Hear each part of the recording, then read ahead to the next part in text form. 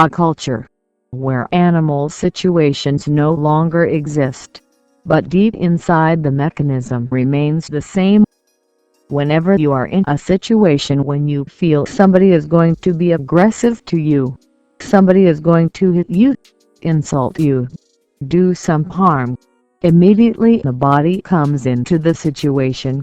It releases poisons in the bloodstream, your temperature rises high, your eyes become red, your face is more filled with blood, you are ready to fight or take flight.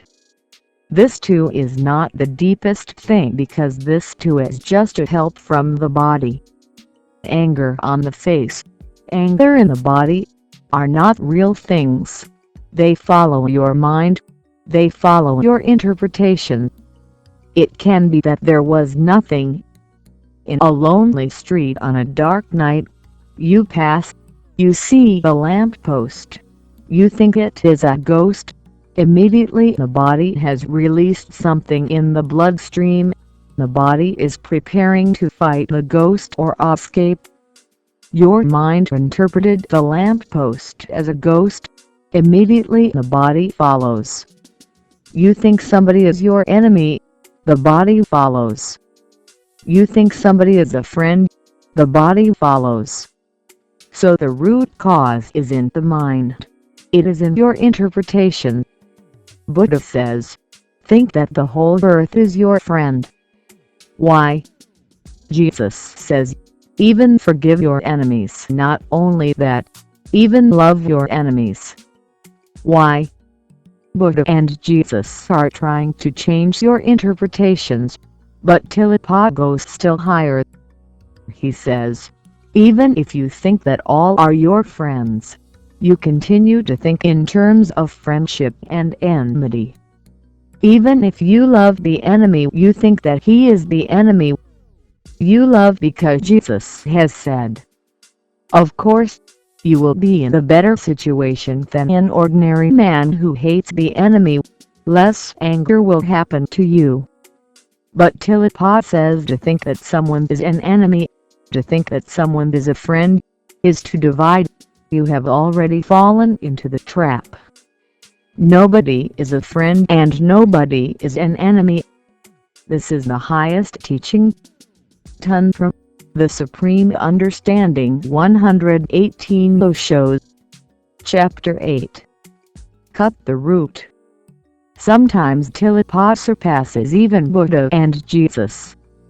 Maybe the reason is that Buddha was talking to the masses and Tilapa is talking to Naropa. When you talk to a very developed disciple, you can bring the highest down. When you talk to the masses, you have to make compromises. I was talking to the masses for 15 years continuously. Then by and by I felt I have to drop it. I was talking to thousands of people. But when you talk to 20,000 people, you have to compromise. You have to come down.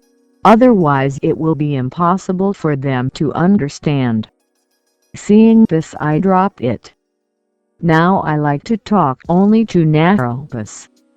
And you may not be aware, even if a single new person comes here and I am not aware that a new person is there, he changes the whole atmosphere. He brings you down and suddenly I feel that I have to make a compromise. The higher you go, the higher your energy, the higher teaching can be delivered to you.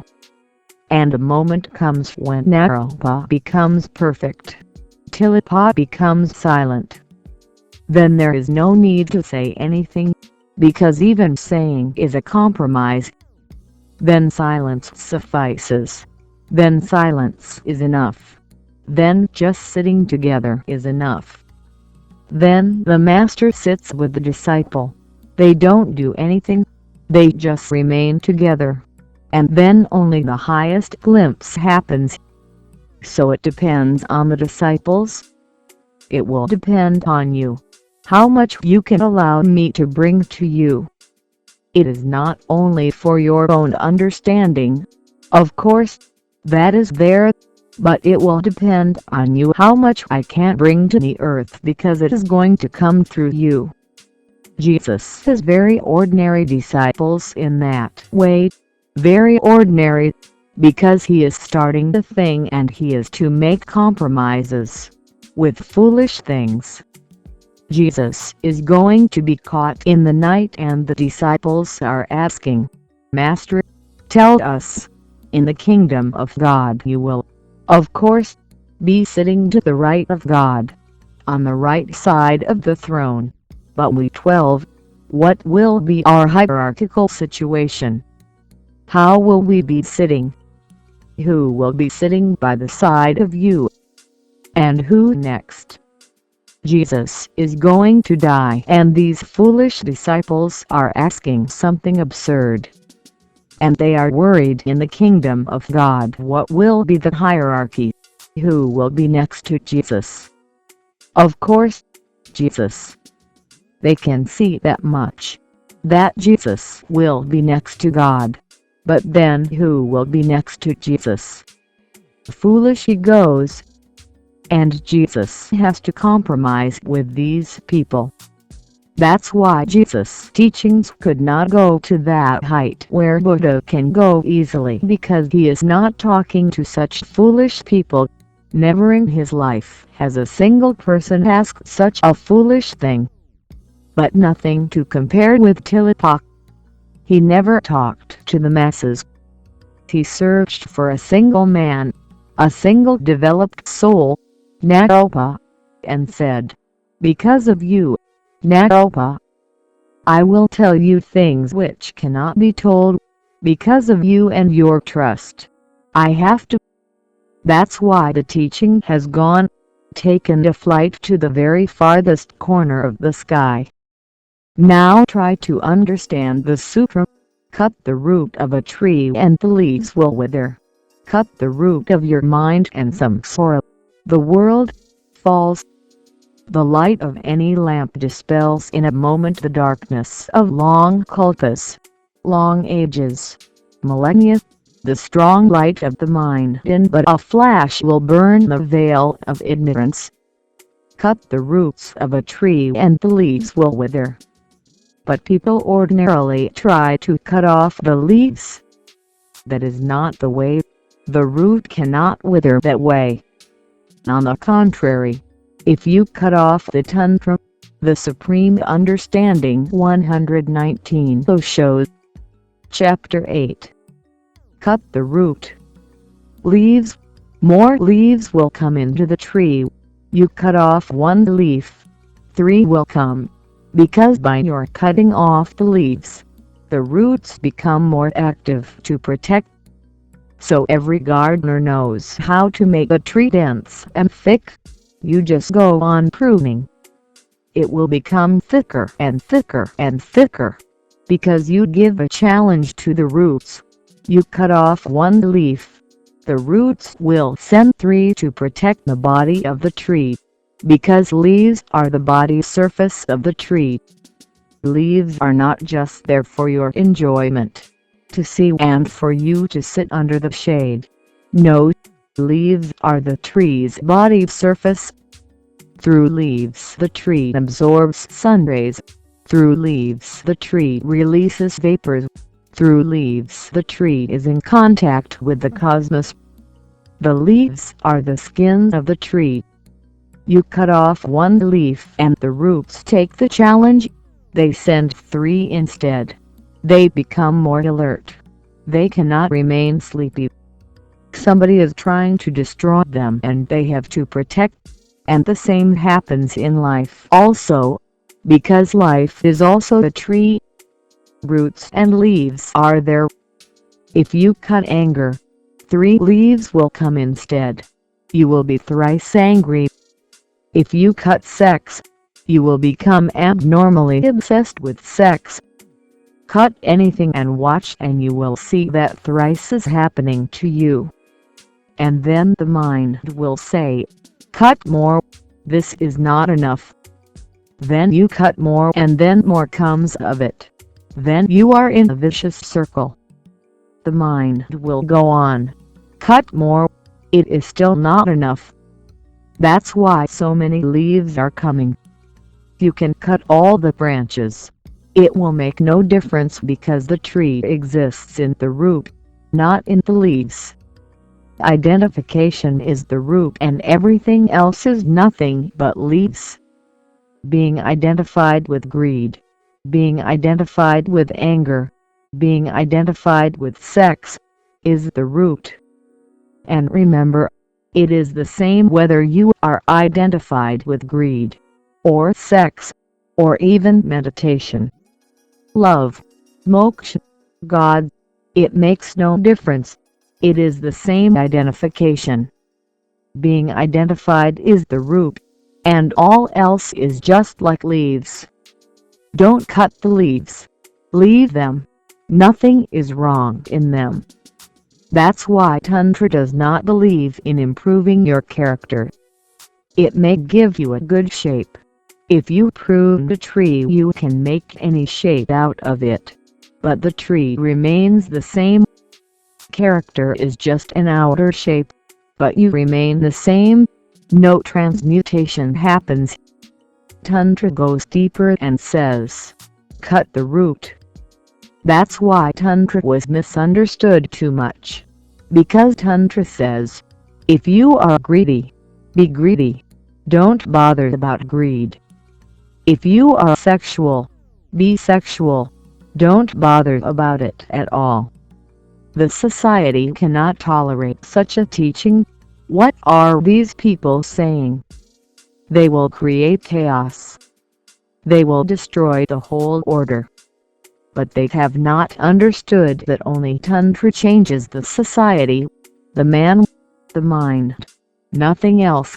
And only Tantra brings the real order, the natural order, the natural flowering of the inner discipline, nothing else. But it is a very deep process. You have to cut the root. Watch greed. Watch sex. Watch anger, possessiveness, jealousy. One thing has to be remembered. You don't get identified. You simply watch. You simply look. You become the spectator. By and by, the quality of witnessing grows. You become able to see all the nuances of greed. It is very subtle. You become capable of seeing how subtly the ego functions, how subtle are its ways. It is not a gross thing. It is very subtle and delicate and deep hidden. The more you watch, the more your eyes become capable of seeing, become more perceptive. The more you see and deeper you can move, and the more distance is created between you and whatsoever you do. Distance helps because without distance there can be no perception. How can you see a thing which is too close?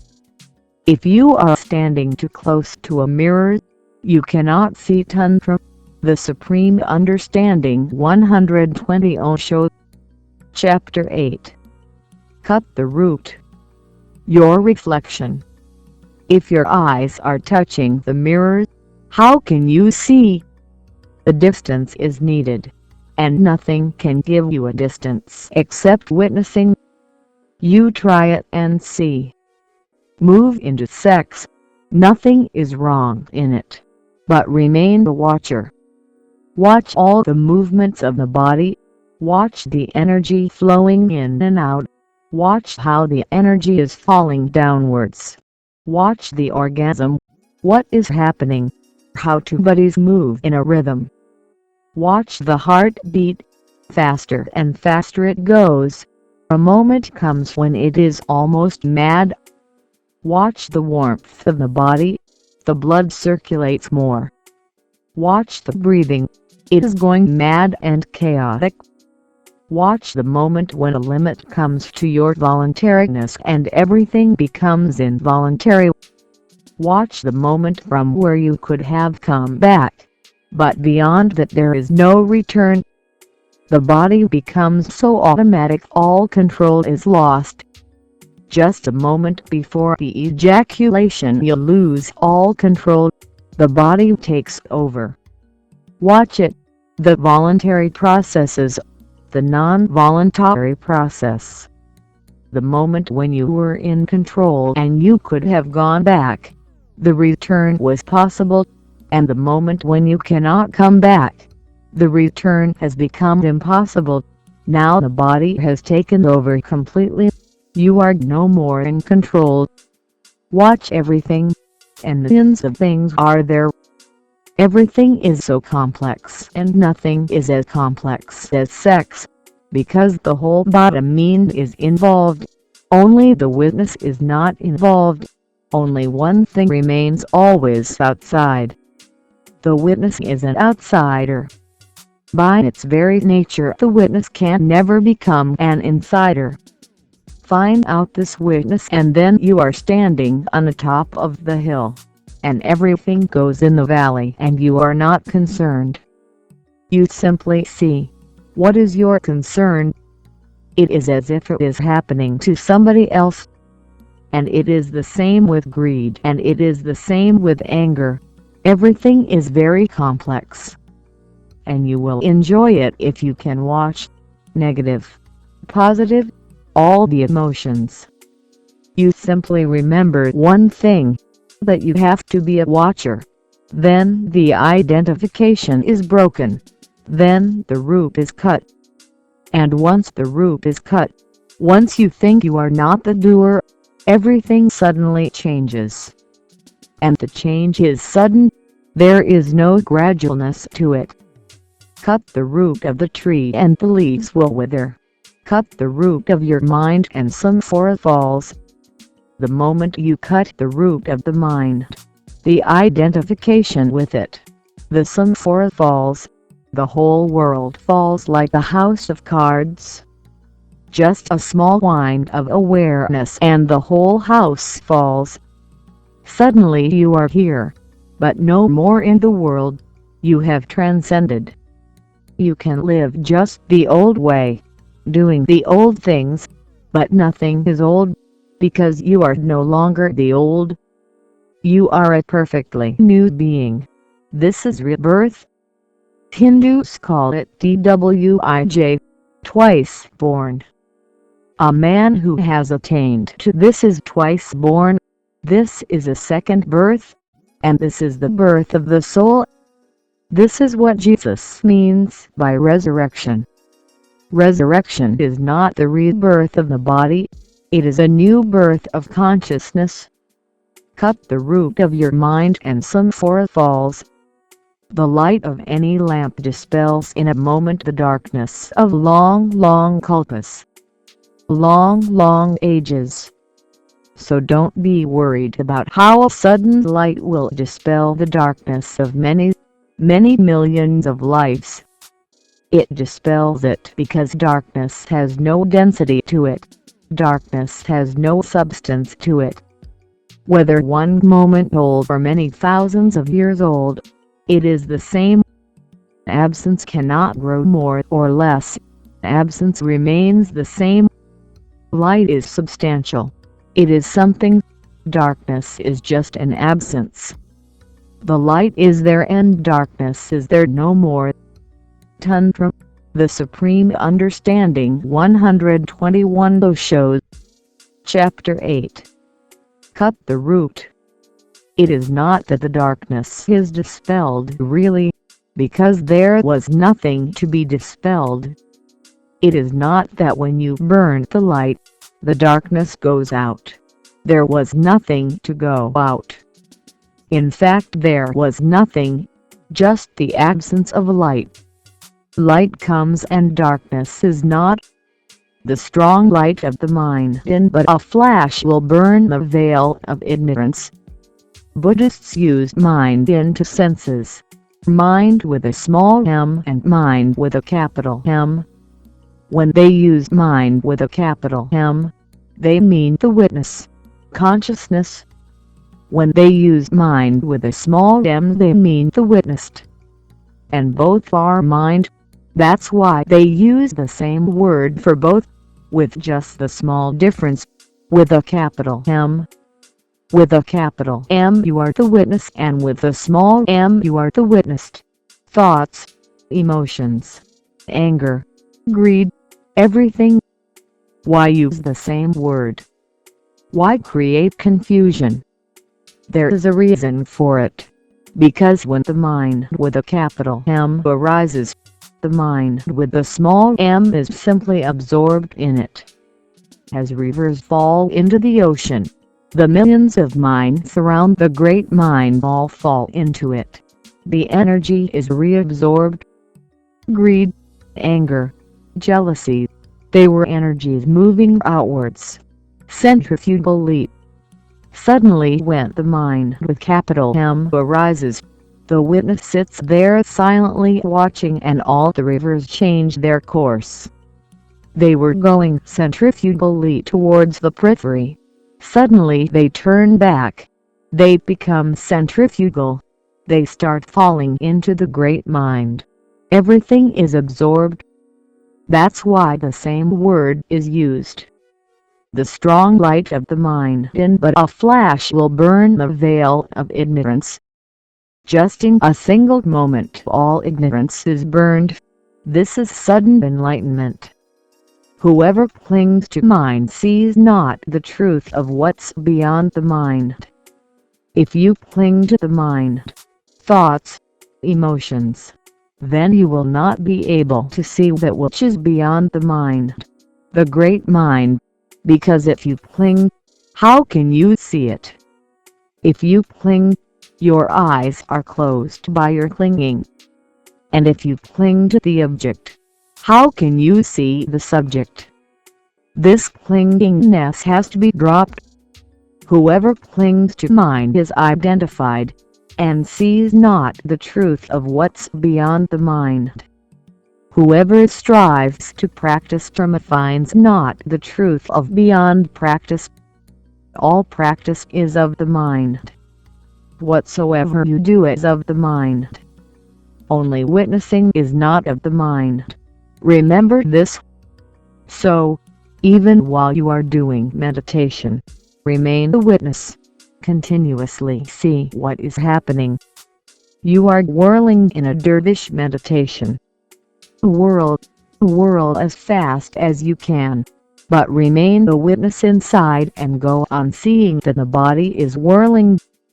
The body goes on, faster and faster and faster, and the faster the body goes, the deeper you feel that your center is not moving.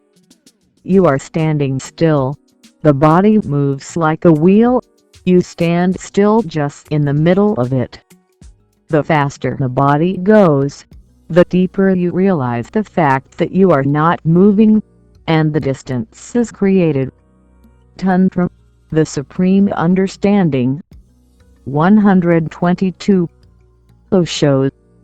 Chapter 8. Cut the root. Whatsoever you are doing, even meditation, I make no exception.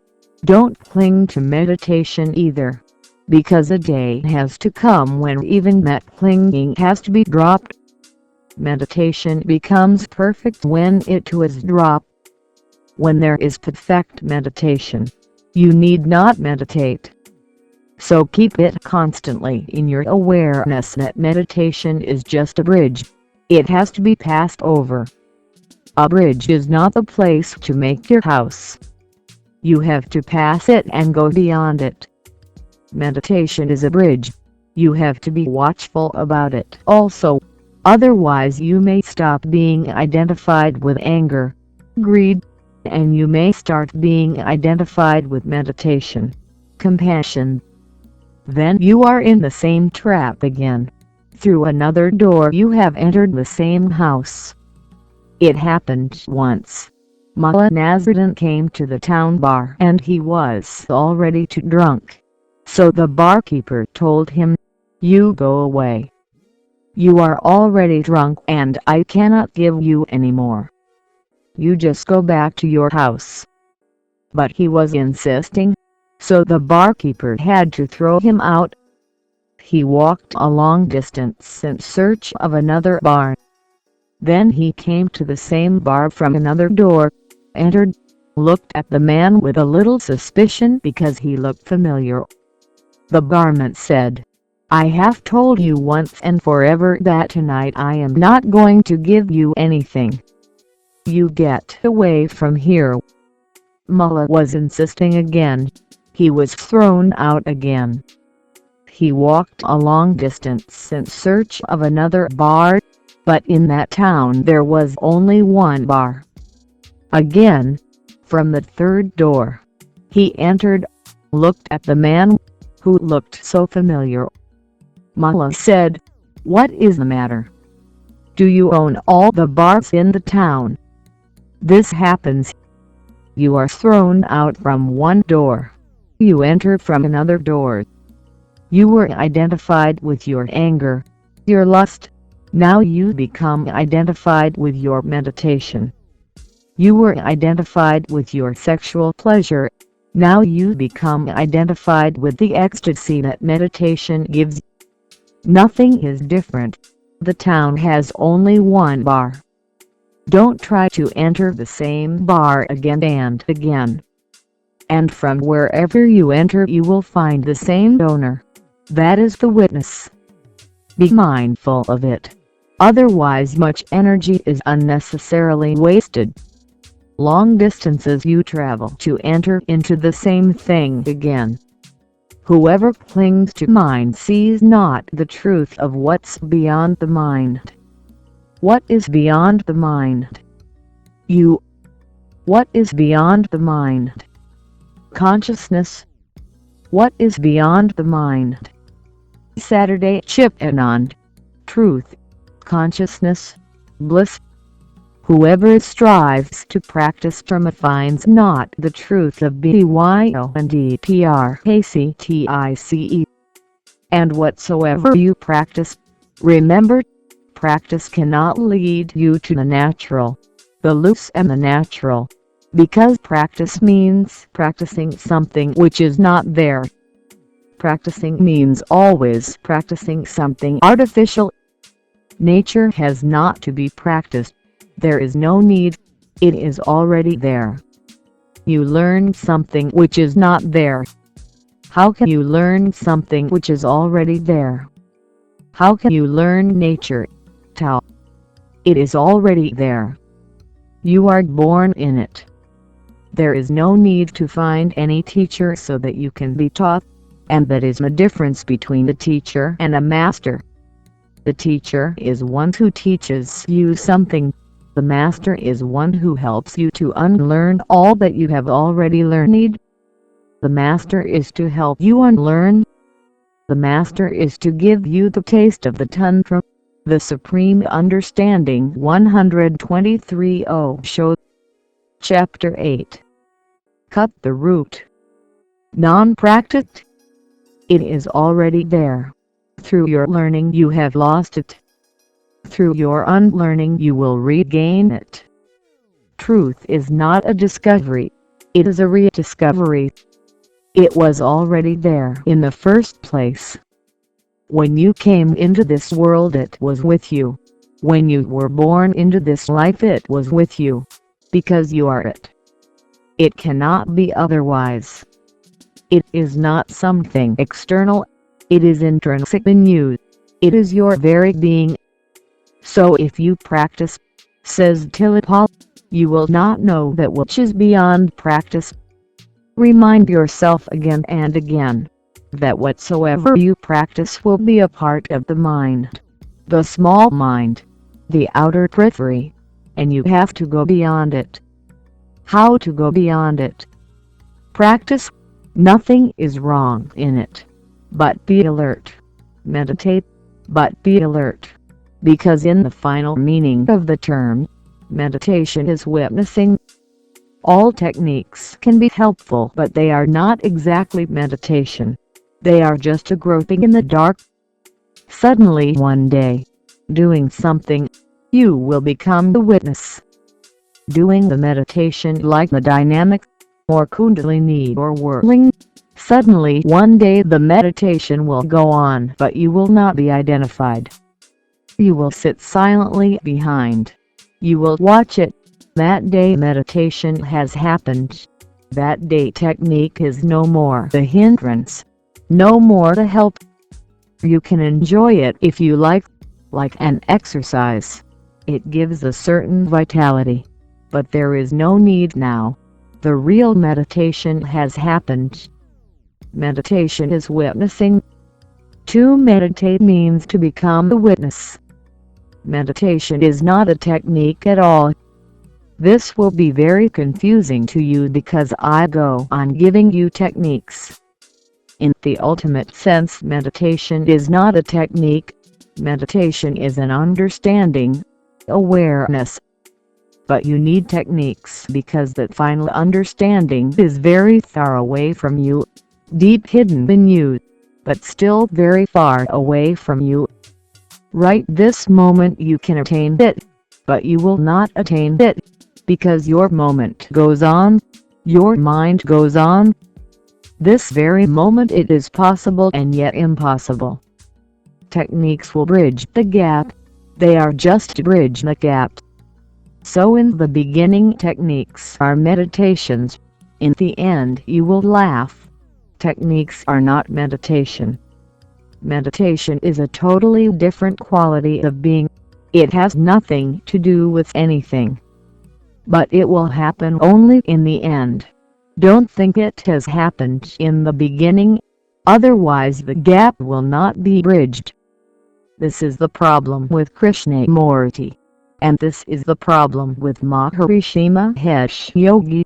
They are the two opposite poles. Mahesh Yogi thinks that technique is meditation. So once you are attuned to a technique, transcendental meditation or any other, the meditation has happened. This is right and wrong. Right, because in the beginning the beginner has to attune himself to some technique, because his understanding is not ripe enough to understand the ultimate. So approximately, the technique is approximately the meditation. It is just like a small child learning the alphabet. So we tell the child that M is the same letter as when you use a monkey. The monkey represents M. With the M the monkey is there. The child starts learning. There is no relationship between monkey and M. M can be represented by millions of things, and still it is different from everything. But a child has to be shown something. Monkey is nearer the child. He can understand the monkey, not M. Through the monkey he will be able to understand them, but this is just a beginning, not the end. Tantra the Supreme Understanding 124 Osho Chapter 8 Cut the root. Mahesh Yogi is right in the beginning, to push you on the path, but if you are stuck with him you are lost. He has to be left. He is a primary school, good as far as it goes, but one need not always remain in the primary school. The primary school is not the university, and the primary school is not the universe. One has to pass from there. It is a primary understanding that meditation is a technique. Then there is Krishnamurti at the other pole. He says there are no techniques, no meditations, but choiceless awareness. Perfectly right. But he is trying to help you enter into the university without the primary school. He can be dangerous because he is talking about the ultimate. You cannot understand it right now, and your understanding it is not possible.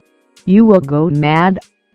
Once you listen to Krishnamurti you will be lost, because you will always intellectually understand he is right, and in your being you will note that nothing is happening.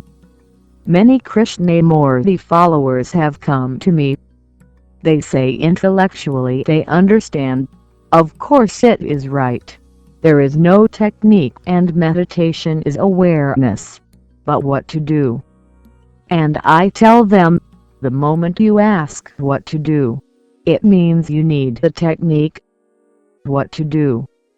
You ask how to do it. You are asking for a technique. Krishnamurti will not help you. Rather, go to Maharishi Mahesh Yogi. That will be better. But people are stuck with Krishnamurti and there are people who are stuck with Mahesh Yogi. I am neither, or I am both. And then I am very confusing. They are both clear. Their standpoints are simple. There is no complexity in understanding Mahesh Yogi or Krishnamurti. If you understand language, you can understand them. There is no problem. The problem will arise with me because I will always talk about the beginning and will never allow you to forget the end. I will always talk about the end and always help you to start from the beginning. You will be confused because you will say, "What do you mean? If meditation is simply awareness, then why go through so many exercises?" You have to go through them. Only then will that meditation help you. That will happen to you, which is simple understanding. Or you say, if techniques are all, then why do you go on saying again and again that techniques have to be left, dropped? Because then you feel something learned so deeply, with so much effort and arduous labor has to be left again. You would like to cling to the beginning. I will not allow you. Once you are on the path, I will go on pushing you to the very end. This is a problem. With me, this problem has to be faced, encountered and understood. I will look contradictory. I am a paradox. Because I am trying to give you both the beginning and the end. The first step and the last. Tillotpa is talking of the ultimate. He is saying, whoever strives to practice dharma finds not the truth of Bhyondpractice. To know what is beyond both mind and practice, one should not cling. One should cut cleanly through the root of the mind and stare naked. That's what I am calling witnessing. Stare naked. Just staring naked will do. The root is cut. This staring naked becomes like a sharp sword. One should thus break away from all distinctions and remain at ease. Loose, natural, staring naked within yourself. That is the final word. Tantra the Supreme Understanding 125 Osho. Chapter 8. Cut the root. But go slowly, because mind is a very delicate mechanism. If you are in too much of a hurry and you take too big a dose of a Tillotpa, you may not be able to absorb and digest it. Go slowly. Take proportions only which you can digest and absorb. Even I am here. I will be saying many things because you are many. And I will be taking many dimensions because you are many. But you absorb only that which is a nourishment to you. You digest. Just the other day the sannyasa came, a sincere seeker, but puzzled because I talked about yoga and tantra, and said that tantra is the higher teaching and yoga is a lower teaching, and he has been practicing hatha yoga for 2 years and feeling good. He became puzzled what to do. Don't get so easily puzzled. If you are feeling good with yoga, follow your own natural inclination. Don't allow me to confuse you. I can't be confusing to you. You simply follow your natural inclination. Loose, natural. If it is good, it is good for you. Why bother whether it is higher or lower? Let it be lowered. The ego comes in. The ego says, if it is a lower thing, then why follow? That will not help. Follow it. It is right for you. Even if it is lower, what is wrong in it? The moment will come when through the lower you will reach to the higher. The staircase has two ends. On one end it is the lowest. On another end it is the highest. So Tantra and Yoga are not opposites. Complementary. Yoga is the primary, the basic, from where you have to start. But then one should not cling. A moment comes when one has to transcend Yoga and move into Tantra, and finally you have to leave the whole staircase, Yoga and Tantra both. Alone in yourself, deep in rest, one forgets everything. Look at me. I am neither a yogi nor a tantric. I do nothing. No practice, no non-practice. I cling to neither method nor to no method. I am simply here resting, not doing anything. The staircase doesn't exist for me now. The path has disappeared. There is no movement. It is absolute rest. When one comes home there is nothing to do. One simply forgets everything and rests. God is ultimate rest. Remember this, because sometimes I will be talking of Tantra because there are many who will be helped through it, and sometimes I will be talking about Yoga, and there are many who will be helped by it. You just think of your own inclination, your own feeling, follow it. I am here to help you to be yourself, not to distract you. But I have to talk about many things because I have to help many. So what will you do? You just go on listening to me. Whatsoever you find nourishing, you digest it. Chew it well. Digest it. Let it become your blood and bones, the very marrow of your bones, but follow your inclination. And when I talk about Tantra I am so absorbed with it, because that's how I am. I cannot be partial. I am total whatsoever I do. If I am talking about Tantra, I am totally in it. Then nothing matters. Only Tantra matters. That may give you a false impression. I am not talking comparatively. Nothing matters to me. Tantra is the highest, ultimate flower. This is because if I look totally at it, it is. When I am talking about Yoga the same will happen again, because I am total. This has nothing to do with Tantra or Yoga. It is my totality that I bring to anything. When I bring it to Yoga and Patanjali, I will be against saying that this is the last. Tantra, the Supreme Understanding 126 Osho. Chapter 8. Cut the root.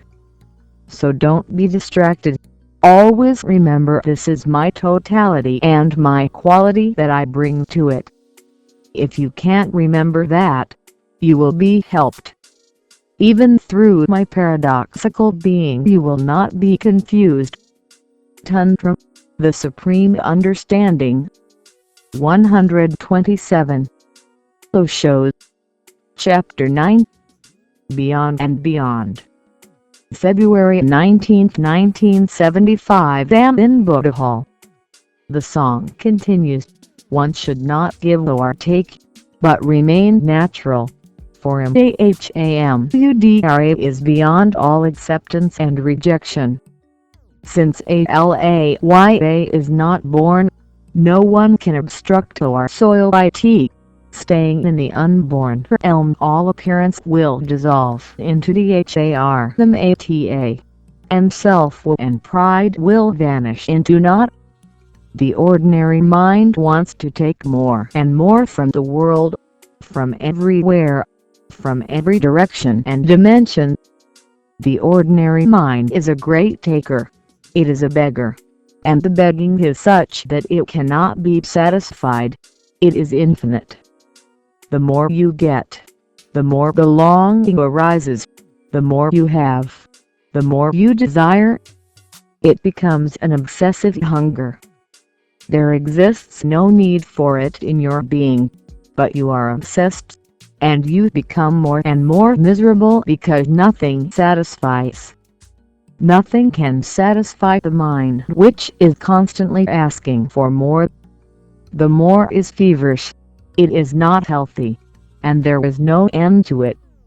The ordinary mind goes on beating, in a metaphorical sense, not only things but persons also. The husband would like to possess the wife so deeply and so absolutely that it is a sort of eating her. He would like to eat and digest her so she becomes part of him. The ordinary mind is cannibalistic. The wife wants the same, to absorb the husband so totally that nothing is left behind. They kill each other. Friends do the same. Parents to children. Children to parents do the same.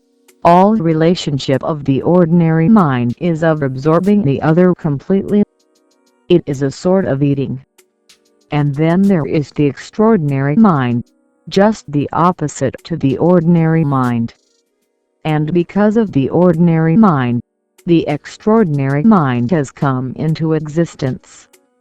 Religions teach about it. They 128. Chapter 9. Beyond and beyond. Say, give, share, donate. All the religions teach basically that you should not take, rather on the contrary, you should give. Charity is preached. This is preached to create an extraordinary mind. The ordinary mind will always be in misery, because the longing for the more cannot be fulfilled. You will find him always depressed, sad. The extraordinary mind the religions have been cultivating, you will find him always happy. The certain cheerfulness is there because he is not asking for more. On the contrary, he goes on giving, but deep down he is still the ordinary mind. The cheerfulness cannot be of the deepest being, it can only be of the surface. He has totally turned around and become just the reverse of the ordinary. He is standing on his head. He is in the shirshasana, but he remains the same. Now a new desire arises to give more and more and more. Again there is no end to it. He will be cheerful, but deep down in his cheerfulness you can detect a certain quality of sadness. You will always find that quality of sadness in religious people. Cheerful, of course, because they give, but sad because they cannot give more. Cheerful because they share, but sad because it is not enough. Nothing will be enough. So there are two types of miseries. The ordinary misery. You can find those miserable people all around. Everywhere. The whole earth is filled with them because they ask for more and it cannot be fulfilled. Then there is another misery which has a face of cheerfulness. You will find in the priests, monks, in the monasteries, the ashrams, people who seem to be always smiling, but their smile carries a certain sadness behind it. If you observe deeply you will find they are also miserable, because you cannot give infinitely, you don't have it. These are the two types of people easily met. This religious man is cultivated by Christianity, Judaism, Islam, Hinduism. It is better than the ordinary mind but cannot be the final word about consciousness. It is good to be miserable in a religious way. Better to be miserable like an emperor, not like a beggar. A very rich man was dying and he had called me to be near him when he died, so I was there. At the last moment he opened his eyes and he told his son that had been always in his mind. He had told me many times. He was worried about his son because he was a spendthrift and he loved material things.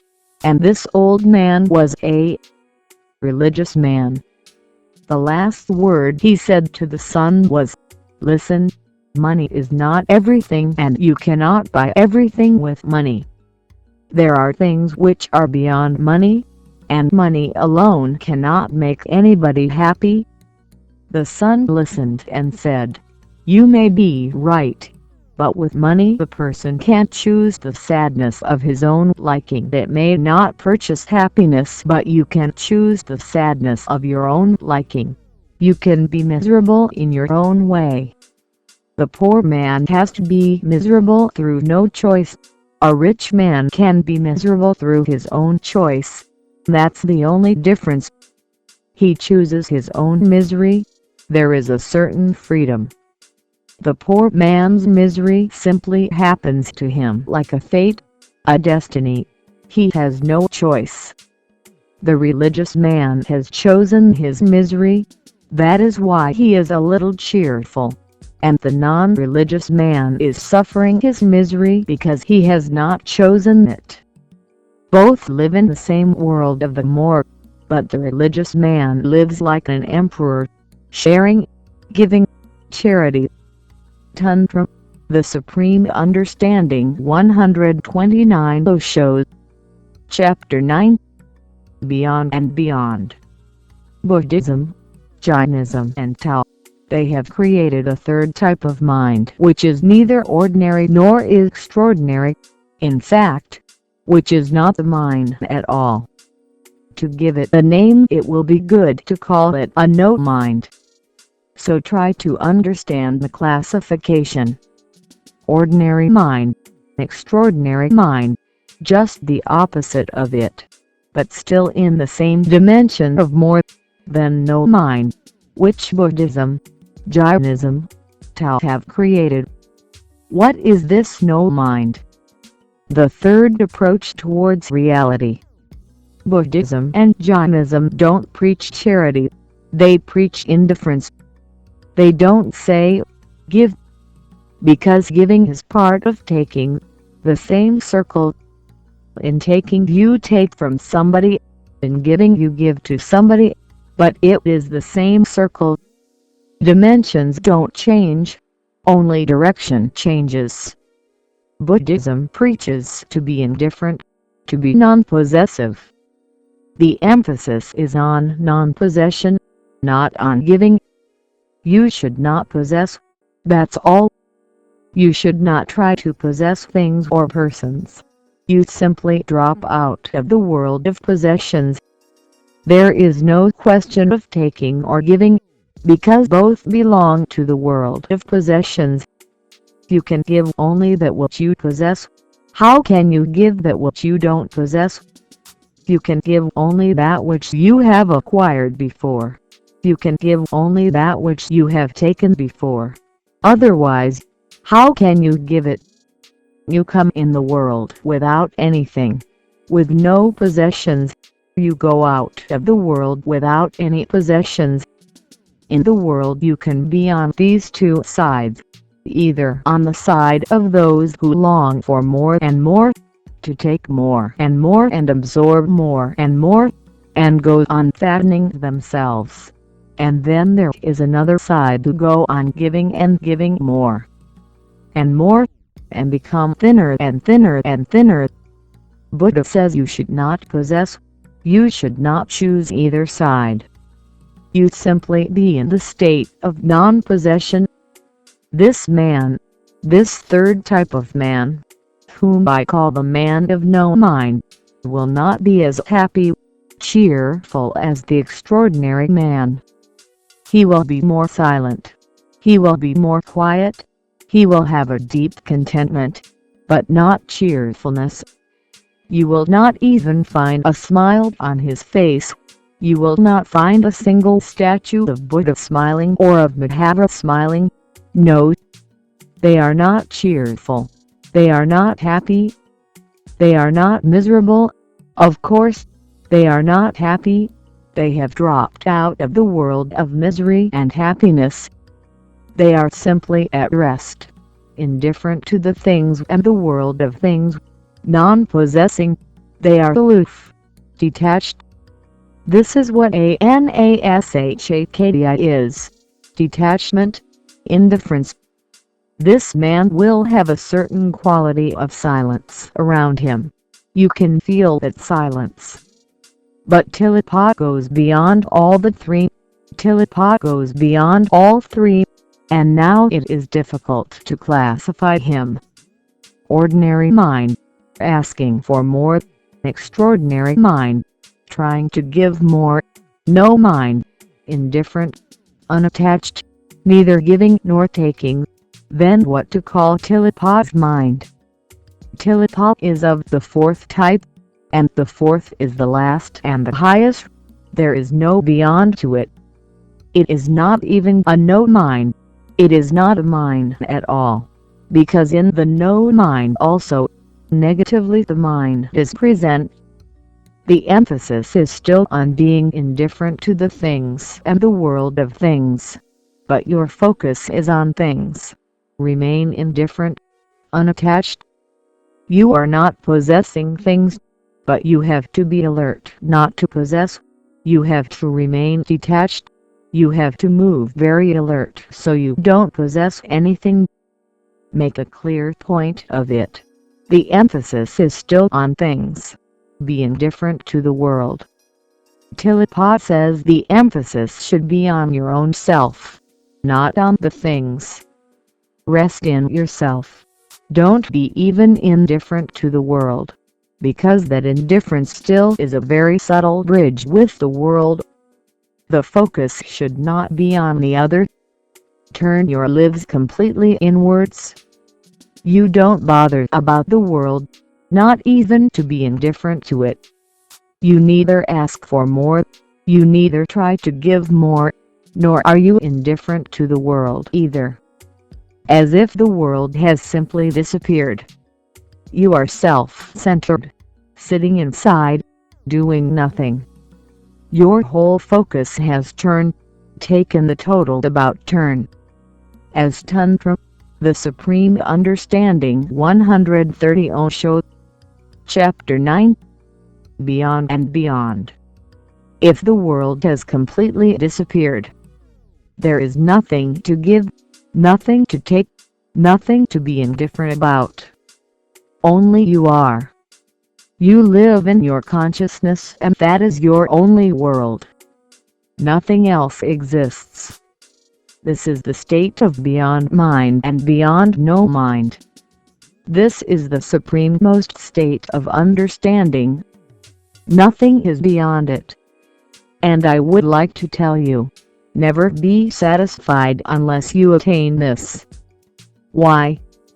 Because man is miserable, the ordinary man.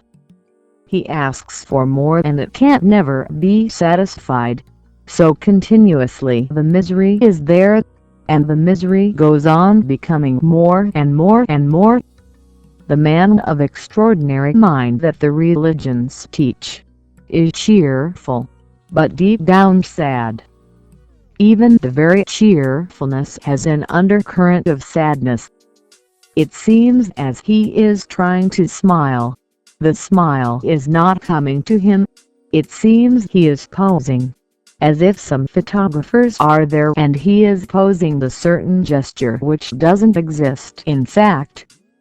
Better than the first, at least you can smile. The smile is not very deep, but at least it is there. But this will not last for long. Soon, whatsoever you can give will be exhausted.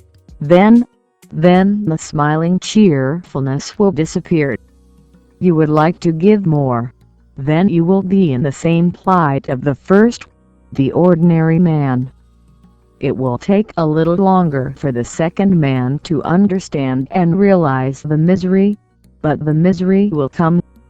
The cheerfulness that you practice in the mosques, temples, monasteries, cannot go very deep, and it cannot become a permanent state of affairs. It cannot be eternal. You will lose it. The very nature of it is such that it can be only momentary. Why can it be only momentary? Because a point will come, is bound to come, when you cannot give because you don't have. That's why people of these two minds settle on a compromise. The ordinary mind and the extraordinary mind are the same in their quality. They settle for a compromise, and the compromise you will find everywhere. First, a man goes on taking things and then he starts donating. Or he will earn 100 rupees and donate 10% of it, because that is the only possible way. If you donate 100 rupees completely, then you don't have to donate anymore. Go on taking things and then a part of it distribute. The Mohammedans say 1/5 of your income you should donate. Be charitable with 1/5 of your income. Why? Because this is a compromise. Otherwise, you won't have anything to donate. So first accumulate and then distribute. Accumulate to distribute. Be rich so that you can be charitable. Exploit so that you can help. This is absurd. But this is the only possible way. The bridge between the ordinary and the extraordinary. And even the ordinary mind goes on thinking and believing that when he has much he will donate, he will help people. And of course he also does it. When he has enough he gives. A donation to a hospital. A donation to a cancer research center. A donation to a library or a college. First he exploits and then he donates. First he robs you and then he helps you. Helpers and robbers are not different. In fact they are the same persons. With the right hand they rob and with the left hand they help. They belong to the same dimension of affairs. The third man, the man of no mind, is in the better situation than these first two. His silence can be longer, but he is not blissful. He doesn't feel blissful. He is not unhappy. He is not miserable, but his state is of the nature of negativity. He is like a man who is not ill because doctors cannot find anything wrong with him, and he is not healthy because he doesn't feel any well-being. He is not ill. Tantra the Supreme Understanding 131 Osho. Chapter 9. Beyond and Beyond. And he is not healthy. He is just in the middle. He is not miserable. He is not happy. He is simply indifferent. And indifference may give you silence. But silence is not enough. It is good. It is beautiful. But you cannot be content with it. Sooner or later you will be bored with it. That is what happens if you go to the hills. You were too bored with the city life. Bombay, London, New York. You were bored. The noise, the traffic, and the whole madness going on and on. You escaped to the Himalayas. But after a few days, 3, 4, 5, at the most 7, you start feeling bored with the silence. The hills are silent. The trees are silent. The valley is silent. No excitement. You start longing for the city life, the club, the movie house, the friends. Silence is not enough, because silence has the nature of death, not the nature of life. It is good as a holiday. It is good as a picnic. It is good to get out of your too many concerns of life for a few days, a few moments, and be silent. You will enjoy it, but you cannot enjoy it forever. Soon you will get fed up with it. Soon you will feel this is not enough. This is not nourishing. A silence will protect you from misery and happiness, from excitements, but there is no nourishment in it. It is a negative state. The fourth state that Tillapa is indicating, that which cannot be said and which he is trying to say for Naropa and his trust and his love and his faith, is a blissful state. silent and blissful. It has a positivity in it. It is not simply silence. It has not come through indifference to life. Rather, on the contrary, it has come through the deepest experience of one's own being.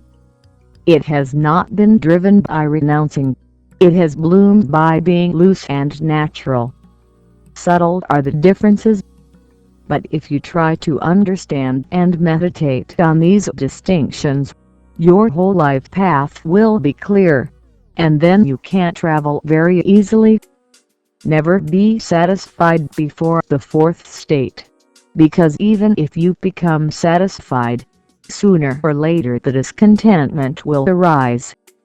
Unless you attain Saturday Chip Anand, absolute truth, absolute consciousness, and absolute blissfulness, the home has not been reached yet. You are still traveling on the path. Okay, sometimes you rest by the side of the path, but don't make it at home. The journey has to continue. You have to get up again and you have to move. From the first state of mind, move to the second. From the second, move to the third. From the third, move to the beyond. If you are in the first state of mind, as 99% of people are, then Jewish thinking, Islam, Christianity, will be helpful. They will bring you out of the ordinary trap of misery. Good.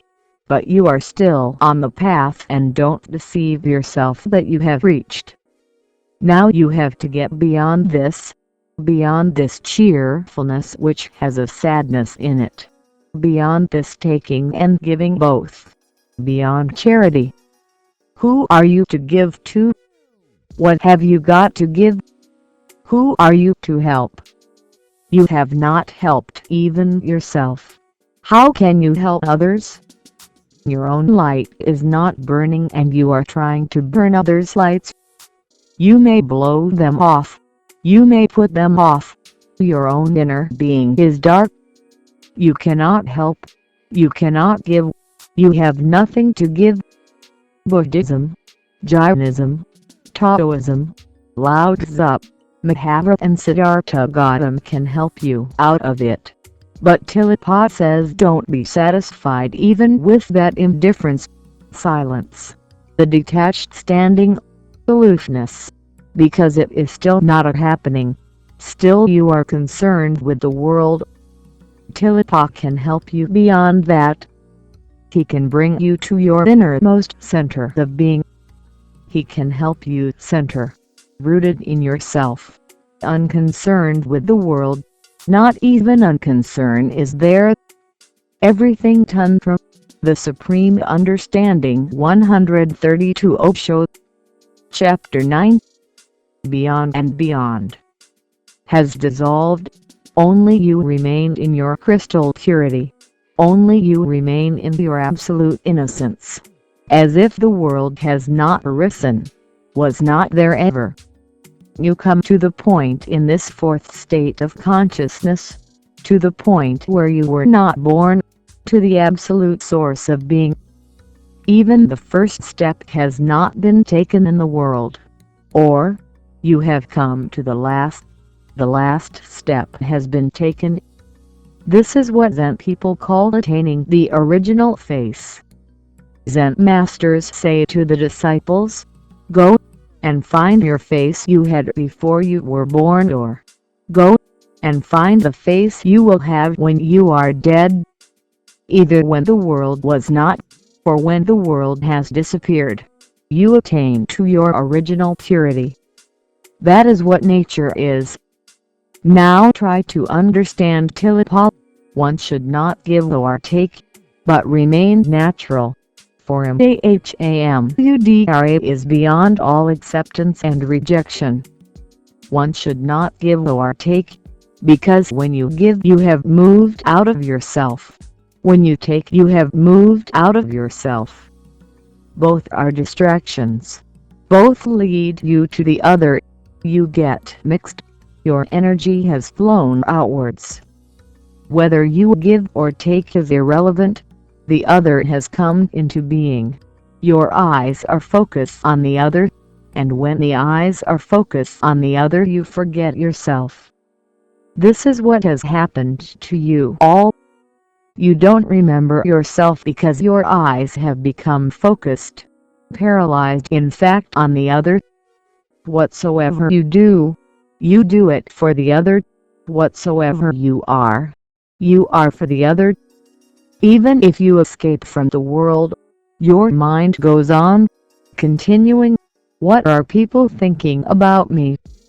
Even if you escape to the Himalayas, sitting there you will think, now people must be thinking that I have become a great sage, renounced the world. In the newspapers there must be talk about me. And you will wait for some lonely traveler, wanderer, to reach and give you news what is happening in the world about you. You don't have your own faith. You have only opinions of others about you. Somebody says you are beautiful, and you start thinking you are beautiful. Somebody says you are ugly, and you feel hurt and you carry a wound that somebody has said ugly. You have become ugly. You are just an accumulation of the opinions of others. You don't know who you are. You know only what others think you are. And this is strange, because those others who think who you are don't know themselves. They know themselves through you. This is a beautiful game. I know myself through you. You know yourself through me. And we both don't know who we are. The other has become too important, and your whole energy has become obsessed with the other, always thinking of others, always either taking something from them or giving something to them. Tillipot says one should not give or take. What is he saying? Is he saying one should not share? No. If you take it in that way you will misunderstand him. He is saying one should not be concerned with taking or giving. If you can't give naturally, beautiful, but then there is nothing in the mind, no accumulation that you have given something. That is the difference between giving and sharing. The giver knows that he has given and he would like you to recognize it. Give him a receipt that yes, you have given me. You should thank him. You should feel grateful that he has given to you. This is Tantra, the Supreme Understanding 133 Osho. Chapter 9. Beyond and Beyond. Not a gift. This is again a bargain. In fact, he would like you to give him something in return. Even if it is your gratefulness, that's okay, but something he would like. It is a bargain. He gives to get. Tillipot is not saying don't share. He is saying don't be concerned with taking or giving. If you have, and it happens naturally that you feel like giving, give. But it should be a sharing, a gift. This is the difference between a gift and giving. The gift is not a bargain. Nothing is expected. Absolutely nothing. Not even the recognition. Not even the nod of the head of appreciation. No, nothing is expected. If you don't mention it, there will be no scar in the person who has given you a gift. In fact, if you mention it he will feel a little embarrassed because that was never expected. On the contrary, he feels grateful towards you that you accepted his gift. You could have rejected. The possibility is there. You could have said no. But how nice of you that you didn't say no. You accepted it. That's enough. He feels grateful towards you. A man who gives you a gift always feels grateful that you accepted. You could have rejected it. That's enough. Tillipot is not saying don't give, and he is not saying don't take, because life cannot exist without giving and taking. Even Tilipa has to breathe. Even Tilipa has to beg for his food. Even Tilipa has to go to the river to drink water. Tilipa is thirsty. He needs water. Tilipa is hungry. He needs food. Tilipa feels suffocated in a closed room. He comes out and breathes deeply. He is taking life every moment. You cannot exist without taking. People have tried, but those are not natural people. They are the supreme-most egoists. Egoists always try to be independent of everything. Egoists always try as if they don't need anything from anybody. This is foolish, absurd. Tilipa cannot do such a thing. He is a very natural man. You cannot find a more natural man than Tilipa. And if you understand nature, you will be surprised to discover a very deep basic fact. And that fact is this: no one is dependent. No one is independent. Everyone is interdependent. Nobody can claim, "I am independent." This is foolish. You cannot exist for a single moment in your independence. And nobody is absolutely dependent. These two polarities don't exist. One who looks dependent is also independent, and one who looks independent is also dependent.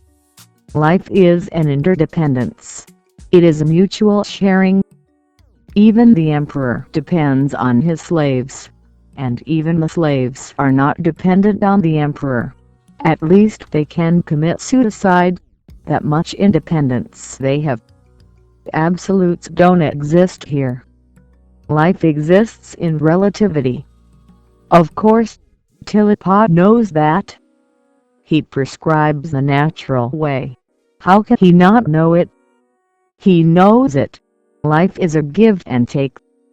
You share, but you should not be concerned about it. You should not think about it. You should allow it to happen. Allowing it to happen is totally different. Then you neither ask for more than you can get, nor you ask to give more than you can give. You simply give what naturally can be given. You simply take what naturally can be taken. You don't feel obliged to anybody, and you don't make anybody feel obliged to you. You simply know that life is interdependent. We exist mutually. We are members of each other.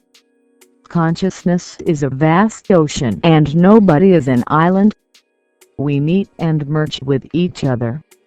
There are no boundaries. All boundaries are false. That Tilipa knows. Then what does he say? One should not give or take, but remain natural. Tantra, the Supreme Understanding. 134. Osho. Chapter 9. Beyond and Beyond. The moment you think you have taken, you have become unnatural. Taking is okay, but thinking that you have taken, you become unnatural. Giving is beautiful, but the moment you think that you have given, it becomes ugly. You become unnatural. You simply give because you cannot help it. You have, so you have to give. You simply take because you cannot help it. You are part of the whole. But no unnatural ego is created through taking or through giving. That is the point to be understood. You neither accumulate, nor do you renounce. You simply remain natural. If things come on your way, you enjoy. If you have more, and the more always becomes a burden, you share. It is just a deep balancing. You simply remain natural. No holding and no renouncing. No possessiveness. No non-possessiveness. Look at the animals or the birds. No taking. No giving. Everybody enjoys out of the whole. Out of the whole everybody shares. In the whole everybody shares. birds and trees and animals. They exist naturally. Man is the only unnatural animal. That's why religion is needed. Animals don't need any religion. Birds don't need any religion, because they are not unnatural. Only man needs religion. And the more man becomes unnatural, the more religion is needed. So remember this: whenever a society becomes more and more unnatural, technological, more religion will be needed. People come and ask me why in America there is so much search about religion, so much turmoil, seeking. Because America is the most unnatural country today, the most technological, technical. A technocracy has come into existence which has made everything unnatural. Your inner being thirsts for freedom from technology. Your inner being thirsts for being natural, and your whole society has become unnatural, more cultured, more civilized, more unnatural. When a society becomes too cultured, then comes religion to balance it. It is a subtle balancing. A natural society doesn't need religion. Says Lao Tzu. I have heard from the ancients that there was a time when people were natural.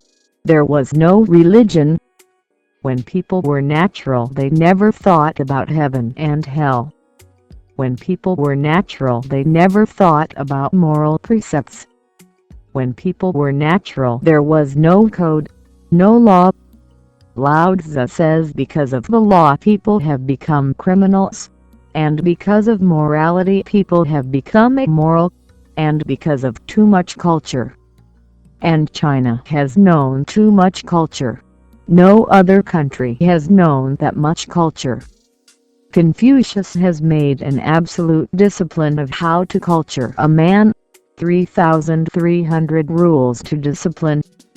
Suddenly Lao Tzu came into being to balance, because this Confucius will kill the whole society, 3,300 rules.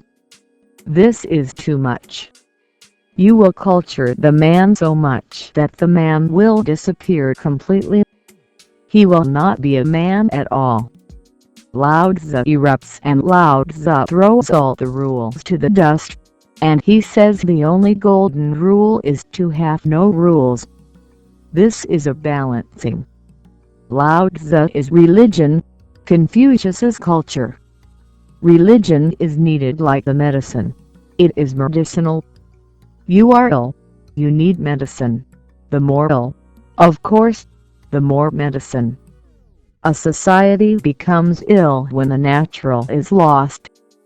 A man becomes ill when the natural is forgotten. And till it all is all for the natural and the loose.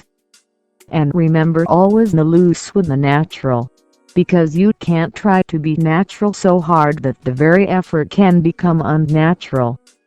That's how fads are created. I have come across many Tantra the Supreme Understanding 135.0 show. Chapter 9. Beyond and Beyond. People, faddists, who have made something absolutely unnatural out of a natural teaching.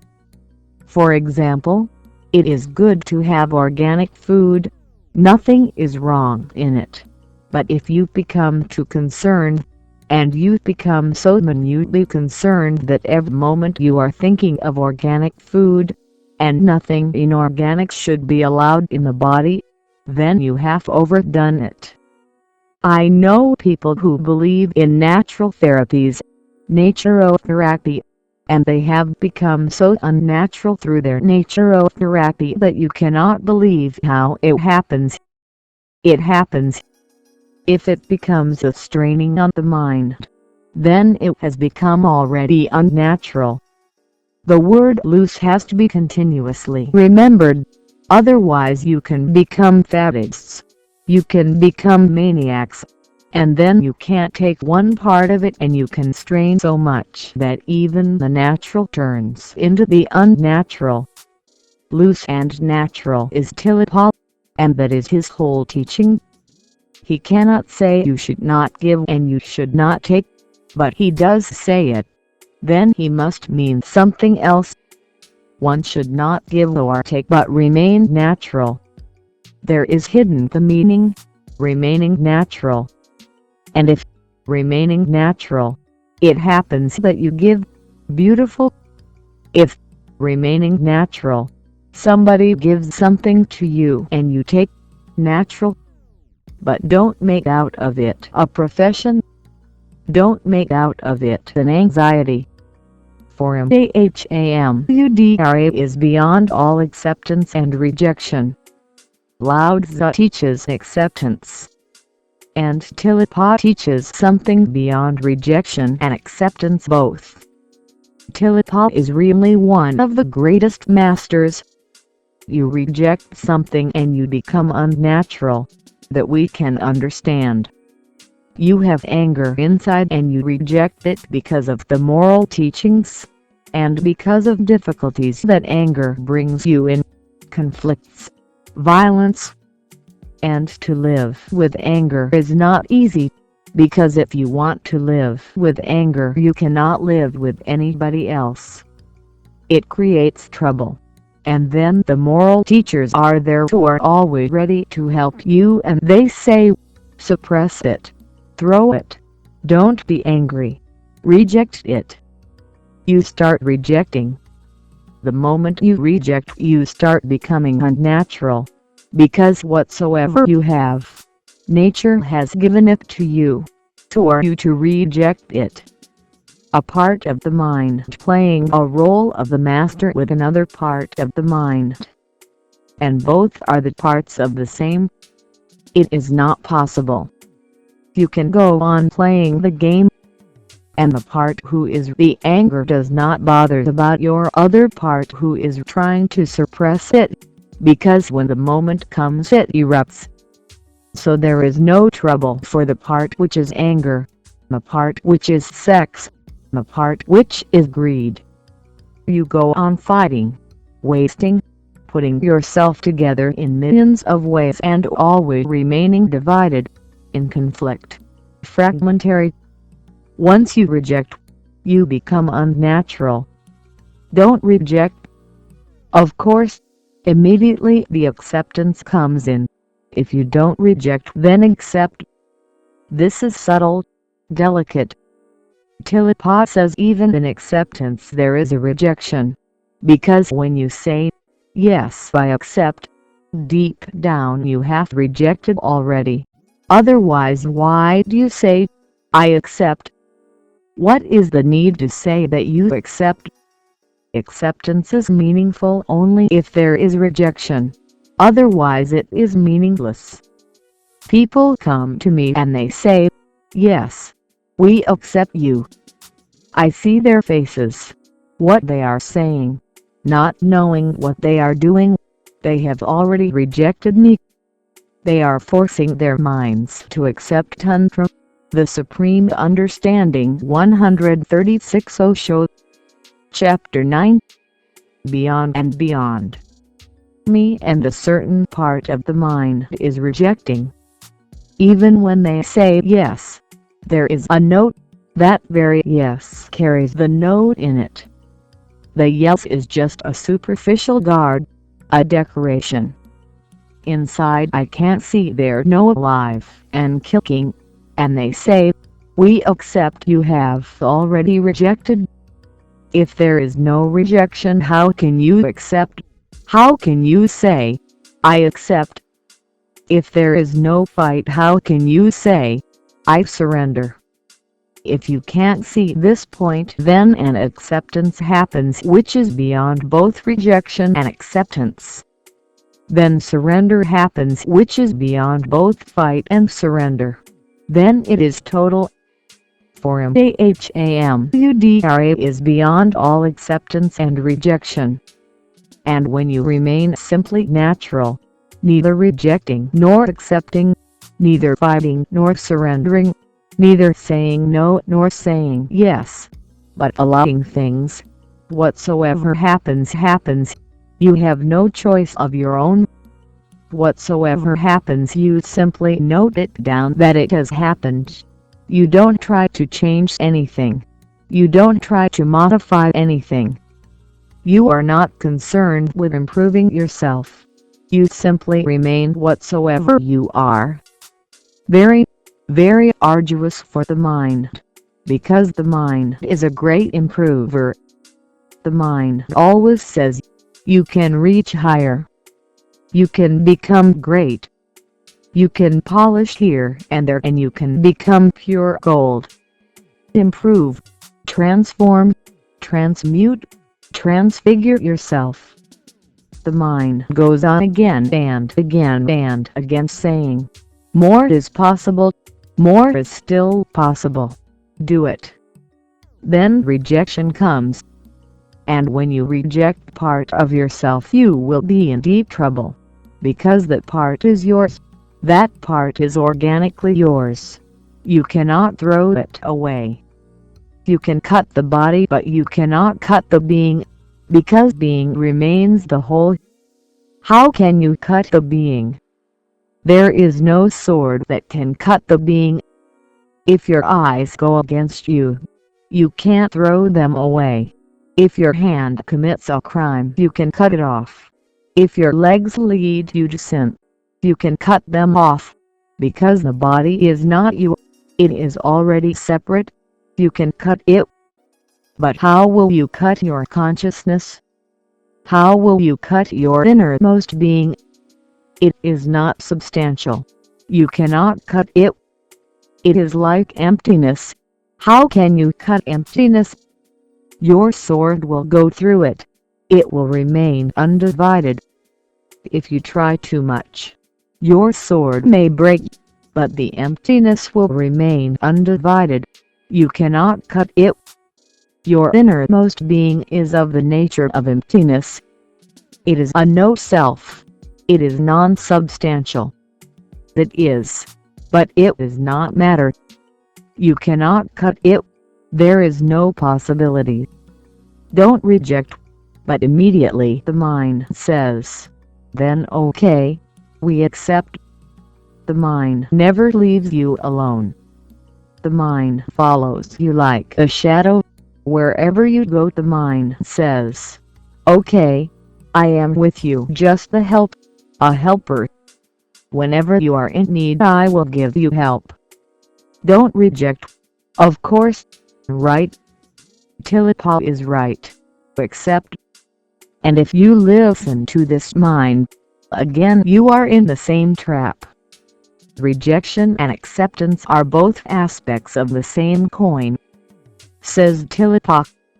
For Impaired is beyond all acceptance and rejection. You don't accept, you don't reject. There is nothing to do. In fact, you are not asked to do anything. You are simply asked to be loose and natural. Be yourself and let things happen. The Whole World Tantra, the Supreme Understanding 137.0 Show. Chapter 9. Beyond and Beyond is going on without you. The rivers go to the sea. The stars move. The sun rises in the morning.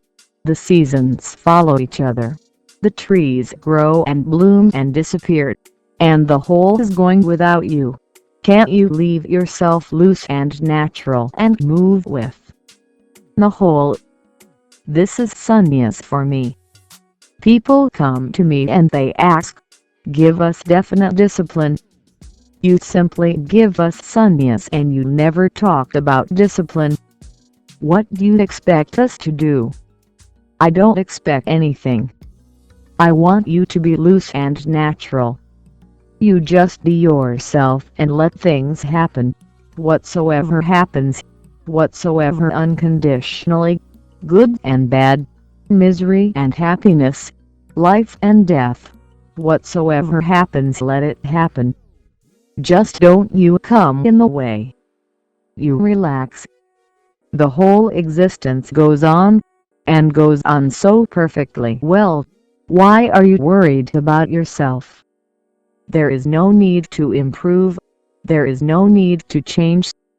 You simply remain loose and natural, and improvement happens of its own accord, and changes follow, and you will be transfigured completely, but not by you. If you are trying, you are doing the same thing as if somebody is pulling himself by the strings of his own shoes. Pulling up. Foolish. Don't try it. It is just like a dog catching his own tail. On a winter morning when the sun has risen, you can find many dogs doing that. They are sitting silently, enjoying, and then suddenly they see their tail by the side. Looks tempting. And how can they know, poor dogs, that the tail belongs to them? The same is your plight. On the same boat you are also traveling. The temptation becomes too much and the tail looks delicious. It can be eaten. The dog tries, first very slowly and silently so the tail is not disturbed, but whatsoever he does, the tail simply moves itself farther and farther. Then a hectic activity starts. Then the dog becomes alert. What does this tail think about herself? It becomes a challenge. Now he jumps, but the more he jumps, the more the tail jumps. The dog can go crazy. And this is all that spiritual seekers are doing to themselves. Catching their own tails on a winter morning when everything is beautiful, unnecessarily bothering with their tails. Let it rest. Be natural and loose. And who can catch his own tail? You jump. The tail jumps with you and then you feel frustrated. And then you come to me and say, the Kundalini is not rising. What can I do? You are chasing your own tail and missing the beautiful morning. Meanwhile, could you have rested with your tail silently? Many flies were coming of their own accord and there would have been a good breakfast. But you're catching the tail. The flies are also scared and the very possibility of a good breakfast. You simply wait. Just knowing that things cannot be improved, they are already the best they can be. You have just to enjoy. Everything is ready for the celebration. Nothing is lacking. Don't get caught in absurd activities. And spiritual improvement is one of the most absurd activities. Remain natural. For impaired is beyond all acceptance and rejection. Since ALAYA is not born. ALAYA is a Buddhist term. It means the abode, the inner abode, the inner emptiness, the inner sky. Since ALAYA is not born, no one can obstruct or soil it. Don't be worried. Since your innermost being is never born, it cannot die. Since it is never born, nobody can soil it or obstruct it. It is deathless. And since the whole has given you life, since life Tantra, the Supreme Understanding 138 Osho, Chapter 9, Beyond and Beyond, comes from the whole, how can a part improve it? From the source comes everything. Let the source supply it, and the source is eternal. You unnecessarily get in the way and you start pushing the river which was already flowing towards the sea. No one can obstruct or soil it. Your inner purity is absolute. You cannot soil it. This is the Tantra essence. All the religions say that you have to attain it. Tantra says it is already attained. All the religions say you have to work hard for it. Tantra says because of your hard activity you are missing it. Please, relax a little. Just by relaxation you attain the non-attainable. No one can obstruct or soil it. You may have done millions of things. Don't be worried about karmas, because no act of yours can soil, make your inner being impure. This is the base of the myth of Jesus' virgin birth. It is not that Jesus' mother Mary was a virgin, it is a tantric attitude. Jesus came across many tantrikas on his travels in India, and he understood the fact that virginity cannot be destroyed, and every child is born out of the virgin. Christian theologians have been very much worried how to prove that Jesus was born out of the virgin. There is no need. Every child is always born out of the virgin, because the virginity cannot be soiled. How can you soil the virginity? Just beings, man and wife, or two lovers, moving into a deep sexual orgasm. How can you soil the virginity by that? The innermost being remains the witness. It is not a part of it. The bodies meet, the energies meet, the mind meets, and there is a blissful moment out of it. But the innermost being remains the witness out of it. That virginity cannot be soiled. So they are worried in the West how to prove that Jesus is born out of the virgin. And I tell you that not even a single child has ever been born without a virgin mother. All children are born out of virginity. Every moment, whatsoever you do, you remain out of it. No action is a scar on you, cannot be. And once you relax and see this, then you are not worried what to do and what not to do. Then you let things have their own course. Then you simply float like a white cloud, not moving anywhere, simply enjoying the movement. The very wandering is beautiful. No one can obstruct or soil it. Staying in the unborn realm, all appearance will dissolve into the dharmata. Dharmata means that everything has its own elementary nature. If you remain in your inner abode, everything, by and by, will dissolve in its own natural element. You are the disturber.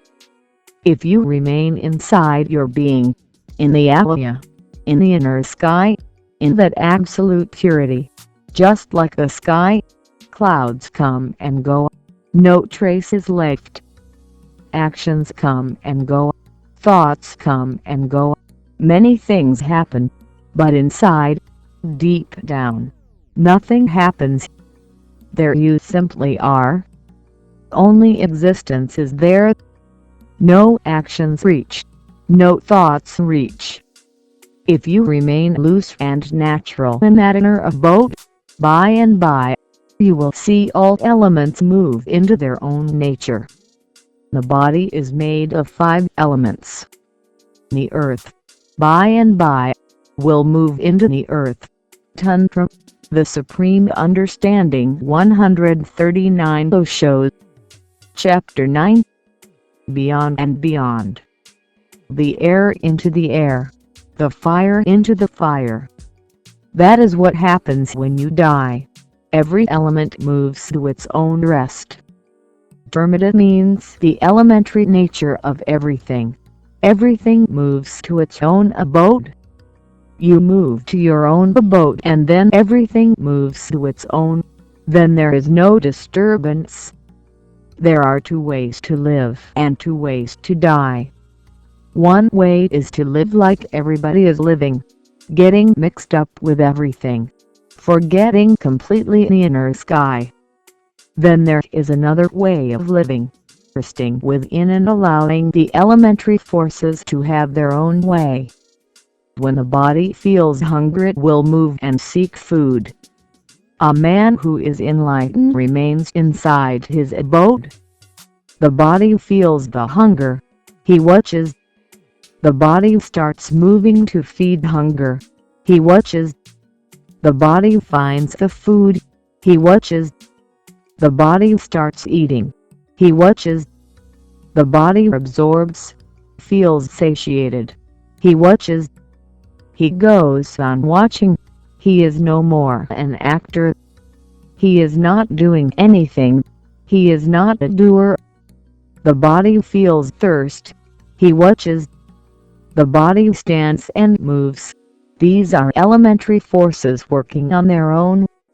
You unnecessarily say, "I am thirsty." You are not. You get mixed up. The body is thirsty and the body will find its own course. It will move wherever the water is. If you remain inside, you will see everything happens by itself. Even trees, with no ego and no mind, find their water sources. The roots will go and seek the sources. Sometimes even hundreds of feet they will travel to find the source of water. And this has been one of the most amazing things for botanists because they cannot understand how it happens. The tree is there. Towards the north 100 feet away, there is a water source, a little spring hidden inside the earth. How does the tree know that the roots have to move towards the north, not to the south? And it is 100 feet away, so even the guess is not possible. And the tree has no mind of its own, no ego, but the elemental forces by themselves. The tree starts growing roots towards the north, and one day it reaches the water source. The tree reaches towards the sky. In African jungles, trees grow very high. They have to because the forest is so dense that if the trees don't grow very high they will not be able to reach to the sun and the light and the air. So they grow higher and higher and higher. They seek their way. Even trees can find their water source. Why are you worried? That's why Jesus says, "Look, consider the lilies in the field. They toil not. They don't do anything, but everything happens." When you sit inside your boat, your elemental forces will start functioning in their crystal purity. You don't come in. The body feels hunger. The body itself moves, and it is so beautiful to see the body moving itself. It is really one of the most wonderful experiences to see one's own body moving itself and finding the source of water or food. There is a thirst for love and the body moves itself. You go on sitting inside your boat, then suddenly you see actions don't belong to you. You are not a doer, you are simply a watcher. Realizing this, you have attained the non-attainable. Realizing this, you have realized all that can be realized. Staying in the unborn realm, all appearance will dissolve into the mata, and self-will and pride will vanish into naught. Tantra the Supreme Understanding 140 Osho. Chapter 9. Beyond and Beyond. And when you see that things are happening by themselves, then how can you gather an ego, pride about it? How can you say "I" when hunger has its own way, fulfills itself, becomes satiety, when life has its own way, fulfills itself, reaches death and rest? Who are you to say, "I am"? The pride, the self will all dissolve. Then you don't do anything. Then you don't will anything. You simply sit in your innermost being and the grass grows by itself. Everything happens by itself.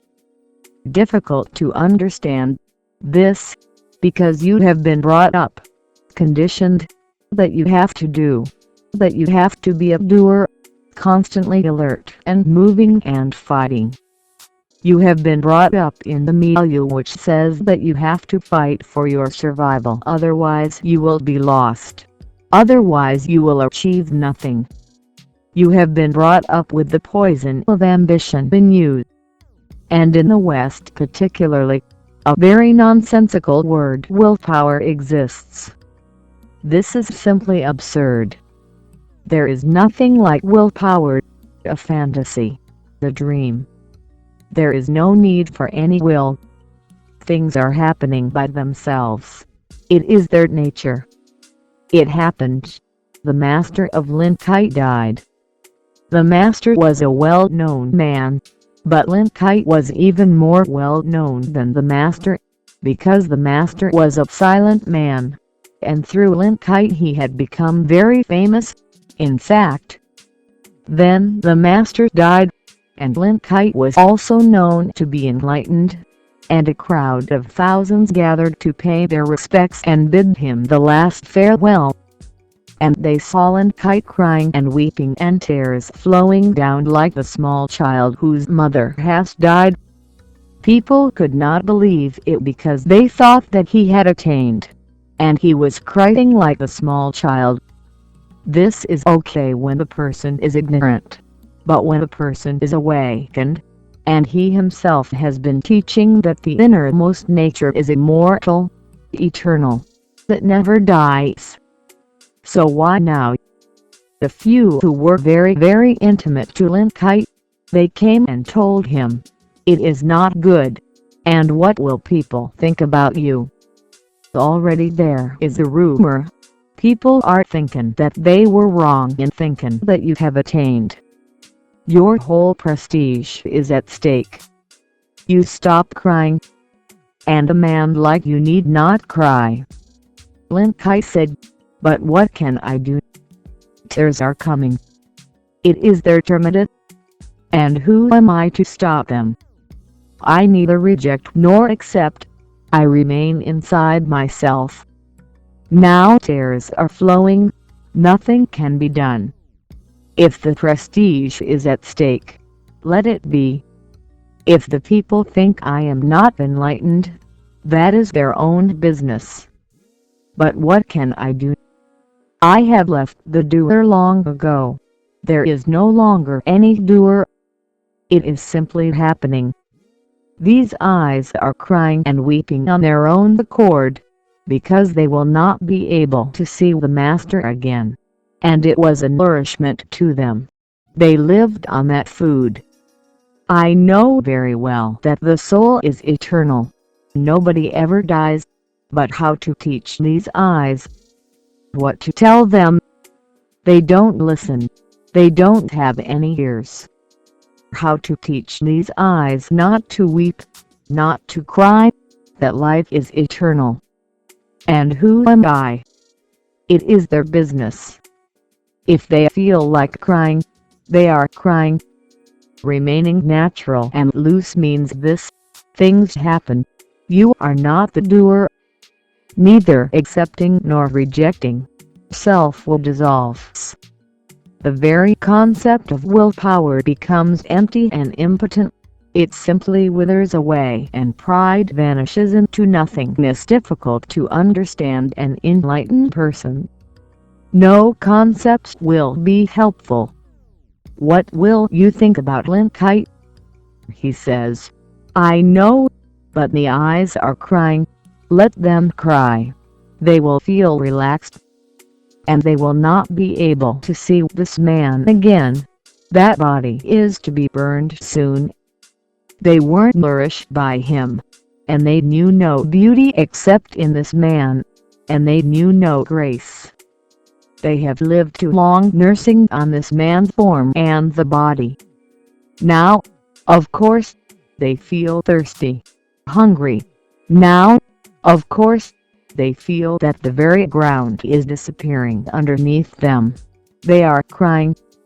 Tantra the Supreme Understanding 141 Osho. Chapter 9. Beyond and Beyond. The natural man simply sits inside and allows things to happen. He does not and Tilapa says only then does Mahayagra appear. The utterly final orgasm with the existence. Then you are separate no more. then your inner sky has become one with the outer sky.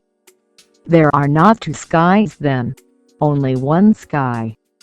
Tantra, the Supreme Understanding. 142. Osho. Chapter 10. The Supreme Understanding. February 20, 1975 in Buddha Hall. The song ends. The Supreme Understanding transcends all this and that. The Supreme Action embraces great resourcefulness without attachment. The Supreme Accomplishment is to realize immanence without hope. At first a yogi feels his mind is tumbling like a waterfall. In mid-course, like the Ganges, it flows on slow and gentle. In the end it is a great vast ocean where the lights of sun and mother merge in one. Everybody is born in freedom, but dies in bondage. The beginning of life is totally loose and natural, but then enters the society, then enter rules and regulations, morality, discipline and many sorts of trainings. And the looseness and the naturalness and the spontaneous being is lost. One starts to gather around oneself a sort of armor.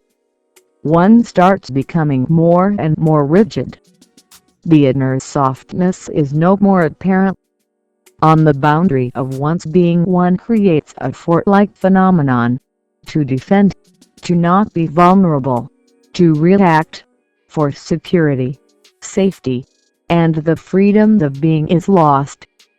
One starts looking at others' eyes, their approvals, their denials, their condemnations. Appreciations become more and more valuable. The others become the criterion, and one starts to imitate and follow others because one has to live with others. And a child is very soft. He can be molded in any way. And the society starts molding him. The parents, the teachers, the school, and by he becomes a character, not a being. He learns 143. Chapter 10.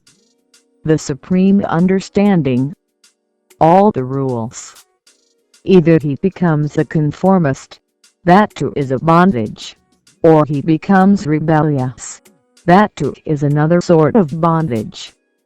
If he becomes a conformist, orthodox, square, that is one sort of bondage.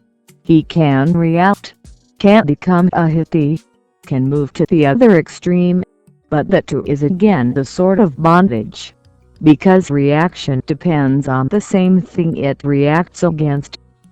You may go to the farthest corner, but deep down in the mind you are rebelling against the same rules. Others are following them. You are reacting, but the focus remains on the same rules. Reactionaries or revolutionaries, all travel in the same boat. They may be standing against each other, back to back, but the boat is the same. The religious man is neither the reactionary nor the revolutionary. The religious man simply is loose and natural. He is neither for something nor against. He is simply himself. He has no rules to follow and no rules to deny. Simply, he has no rules. The religious man is free in his own being. He has no mold of habits and conditionings. He is not a cultured being, not that he is uncivilized and primitive. He is the highest possibility of civilization and culture. But he is not a cultured being. He has grown in his awareness and he doesn't need any rules. He has transcended rules. He is truthful not because this is the rule to be truthful. Being loose and natural, he is simply truthful. It happens to be truthful. He has compassion, not because he follows the precept, be compassionate. No. Being loose and natural, he simply feels compassion flowing all around. That is nothing to do on his part. It is just a byproduct of his growth in awareness. He is not against society, nor for society. He is simply beyond it. He has again become a child, the child of an absolutely unknown world, a child in a new dimension. He is reborn. Every child is born natural, loose. Then the society comes in, has to come in for certain reasons. Nothing is wrong in it, because if the child is left to himself or herself, the child will never grow, and the child will never be able to become religious. He will become just like an animal. The society has to come in. The society has to be passed through. It is needed. The only thing to remember is, it is just a passage to pass through. One should not make one's house in it. The only thing to remember is, the society has to be followed and then transcended. The rules have to be learned and then unlearned. The rules will come in your life because there are others. You are not alone. When the child is in the mother's womb, he is absolutely alone. No rules are needed. Rules come only when the other comes into relationship. The rules come with relationship. Because you are not alone, you have to think of others and consider others. In the mother's womb, the child is alone. No rules, no morality, no discipline is needed, no order. But the moment he is born, even the first breath he takes is social. If the child is not crying, the doctors will force him to cry immediately, because if he doesn't cry for a few minutes, then he will be dead.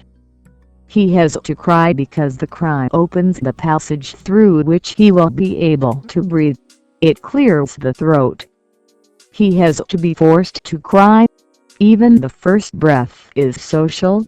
Others are there and the molding has started. Nothing is wrong in it. It has to be done, but it has to be done in such a way that the child never loses his awareness, does not become identified with the culture pattern, remains deep inside still free, knows that rules have to be followed but rules are not life, and knows this also and has to be taught. And that's what a good society will do. These rules are good, but there are others. But these rules are not absolute, and you are not expected to remain confined to them. One day you must transcend them. A society is good if it teaches its members civilization and transcendence. Then the society is religious. If it never teaches transcendence, then that society is simply secular and political. It has no religion in it. Tantra the Supreme Understanding 140 for Osho. Chapter 10. The Supreme Understanding. You have to listen to others up to an extent, and then you have to start listening to yourself. You must come back to the original state in the end. Before you die, you must become an innocent child again, loose, natural. Because in death again you are entering the dimension of being alone. Just as you were in the womb, in death again you will enter in the realm of being alone. No society exists there. And the whole of your life you have to find the few spaces in your life, a few moments like oases in deserts, where you simply close your eyes and go beyond society. Move into yourself, in your own womb. This is what meditation is. The society is there. You simply close your eyes and forget the society and become alone. No rules exist there. No character is needed. No morality, no words, no language. You can be loose and natural inside. Grow into that loose and naturalness. Even if there is a need for outer discipline, inside you remain wild.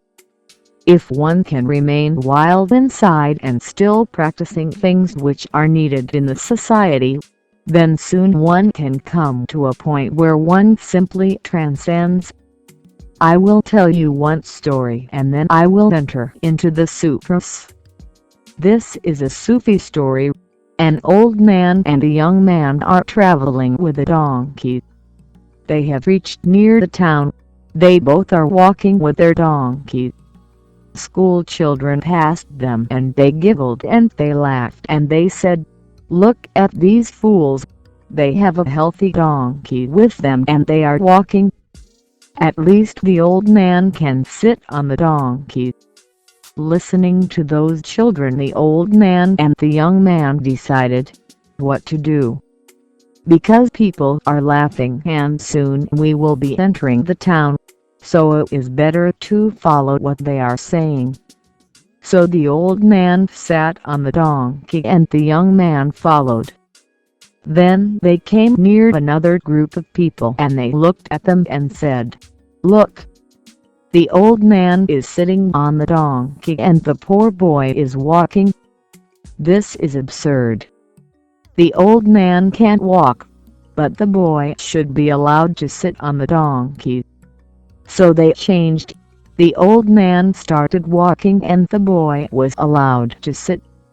Then another group came and said, "Look at these fools. And this boy seems to be too arrogant. Maybe the old man is his father or his teacher and he is walking, and he is sitting on the donkey. This is against all rules." So what to do? They both decided that now there is only one possibility, that they both should sit on the donkey. So they both sat on the donkey. Then other groups came and they said, "Look at these people. So violent. The poor donkey is almost dying.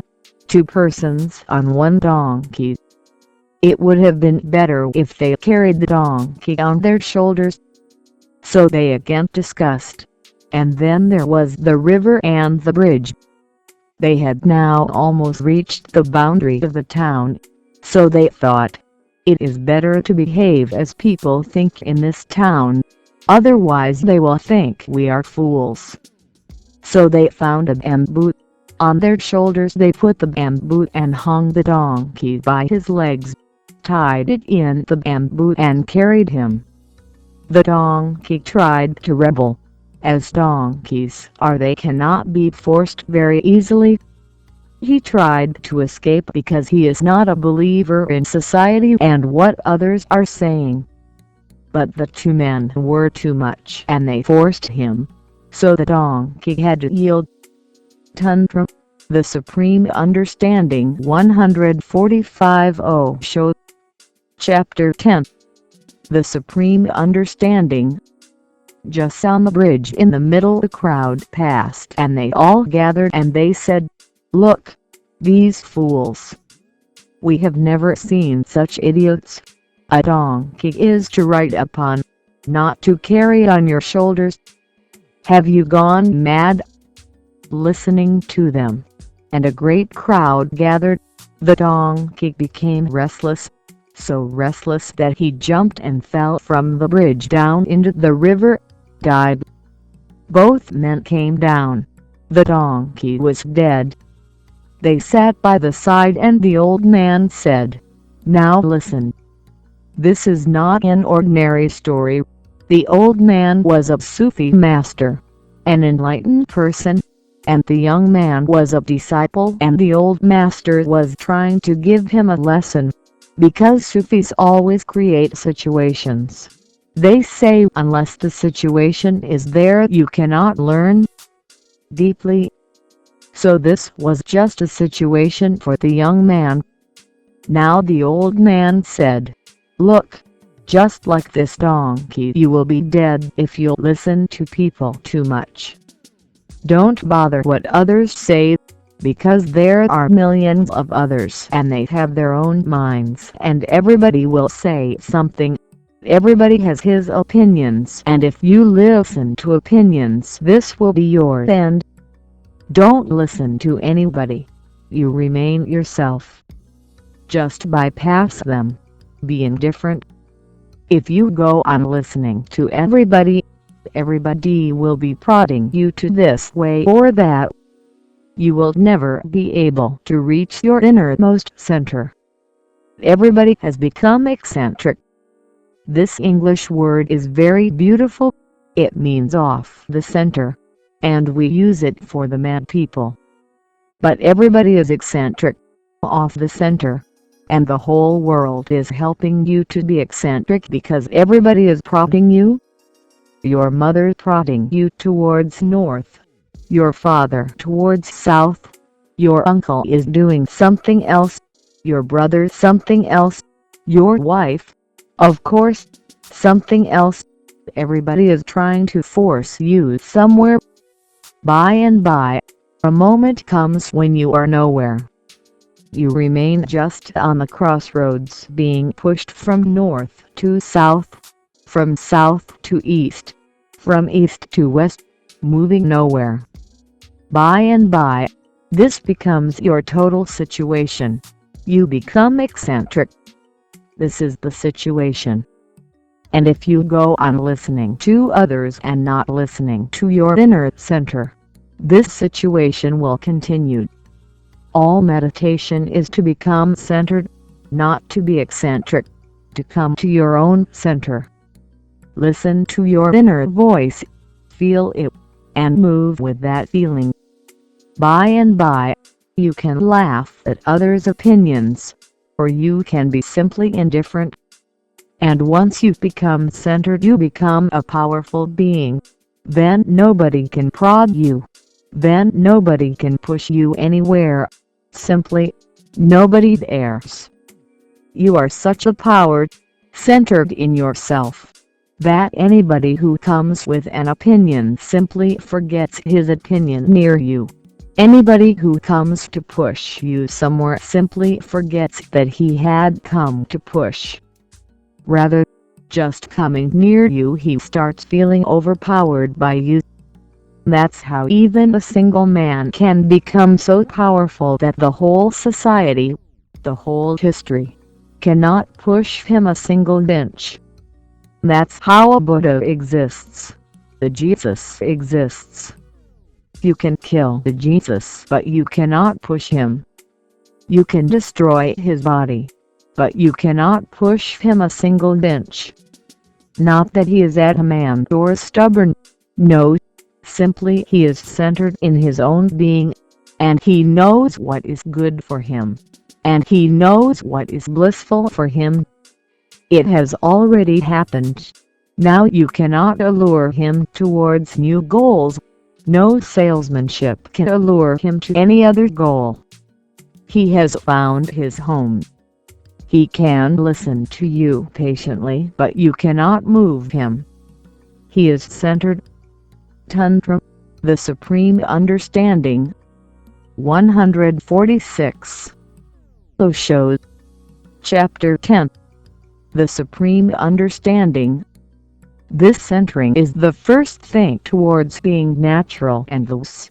Otherwise, if you are natural and loose, anybody will take you anywhere. That's why the children are not allowed to be natural and loose. They are not mature enough to be that. If they are natural and loose and running all around, their life will be wasted. Hence, I say, society does a needful work. It makes them protected.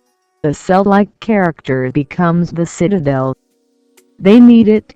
They are very vulnerable. They may be destroyed by anybody. The multitude is there. They will not be able to find their way. They need a character armor. But if that character armor becomes your total life, then you are lost. You should not become the citadel. You should remain the master, and you should remain capable of going out of it. Otherwise it is not a protection. It becomes a prison. You should be capable of going out of your character. You should be capable of putting aside your principles. You should be capable If the situation demands of responding in an absolutely novel way. If this capacity is lost, then you become rigid, then you cannot be loose. If this capacity is lost, then you become unnatural, then you are not flexible. Flexibility is youth. Rigidity is old age. The more flexible, the younger, the more rigid, the older. Death is absolute rigidity. Life is absolute looseness, flexibility. This you have to remember and then try to understand Tilipok. His final words, the supreme understanding transcends all this and that. The supreme action embraces great resourcefulness without attachment. The supreme accomplishment is to realize immanence without hope. Very, very significant words. The supreme understanding transcends all this and that. Knowledge is always either of this or of that. Understanding is neither. Knowledge is always of duality. A man is good. He knows what good is. Another man is bad. He knows what bad is. But both are fragmentary, half.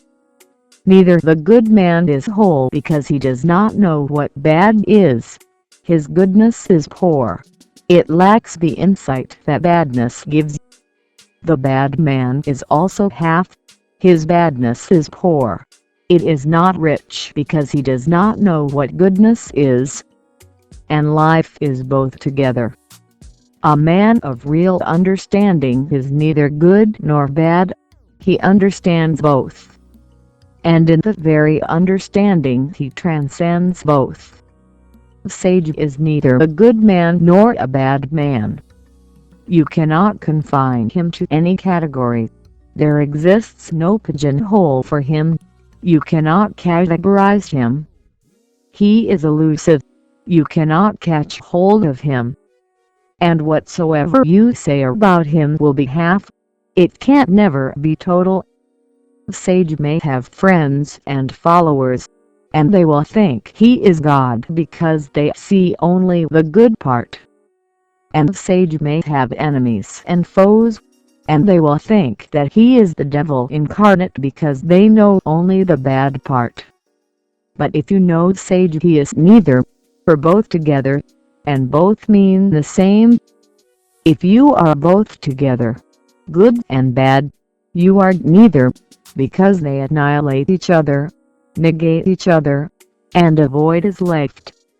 This concept is very difficult for the Western mind to understand, because the Western mind has divided God and the devil absolutely. Whatsoever is bad belongs to the devil and whatsoever is good belongs to God. Their territories are demarked. Hell and heaven are apart. Set apart. Tantra, the Supreme Understanding 147 Osho. Chapter 10. The Supreme Understanding. That's why Christian saints look a little poor before tantric sages. Very poor, just good, simple. They don't know the other side of life. And that's why they are always afraid of the other side, always trembling with fear. The Christian saint is always praying for God to protect him from the evil. The evil is always by the corner. He has avoided it, and when you avoid something continuously, it is in the mind. He is afraid, trembling. A Tilipot knows no trembling, no fear, and he never goes to pray to God. Protect me. He is protected. What is his protection? Understanding is his protection. He has lived all. He has moved to the farthest corner into evil, and he has lived a divine, and now he knows both are two aspects of the same. And now he is neither worried about good nor worried about bad. Now he lives a loose and natural, simple life. He has no predetermined concepts, and he is unpredictable. You cannot predict Attila. You can predict Saint Augustine. You can predict other saints. But you cannot predict a Tantra sage. You cannot. Simply unpredictable. Because in each moment he will respond, and nobody knows in what way. Nobody knows. Even he himself does not know. That's the beauty of it. Because if you know your future, then you are not a free man. Then you are moving according to certain rules. Then you have a prefabricated character. Then somehow you have to react, not respond. Nobody can say what Attila will do in a certain situation. It will depend. The whole situation will bring the response.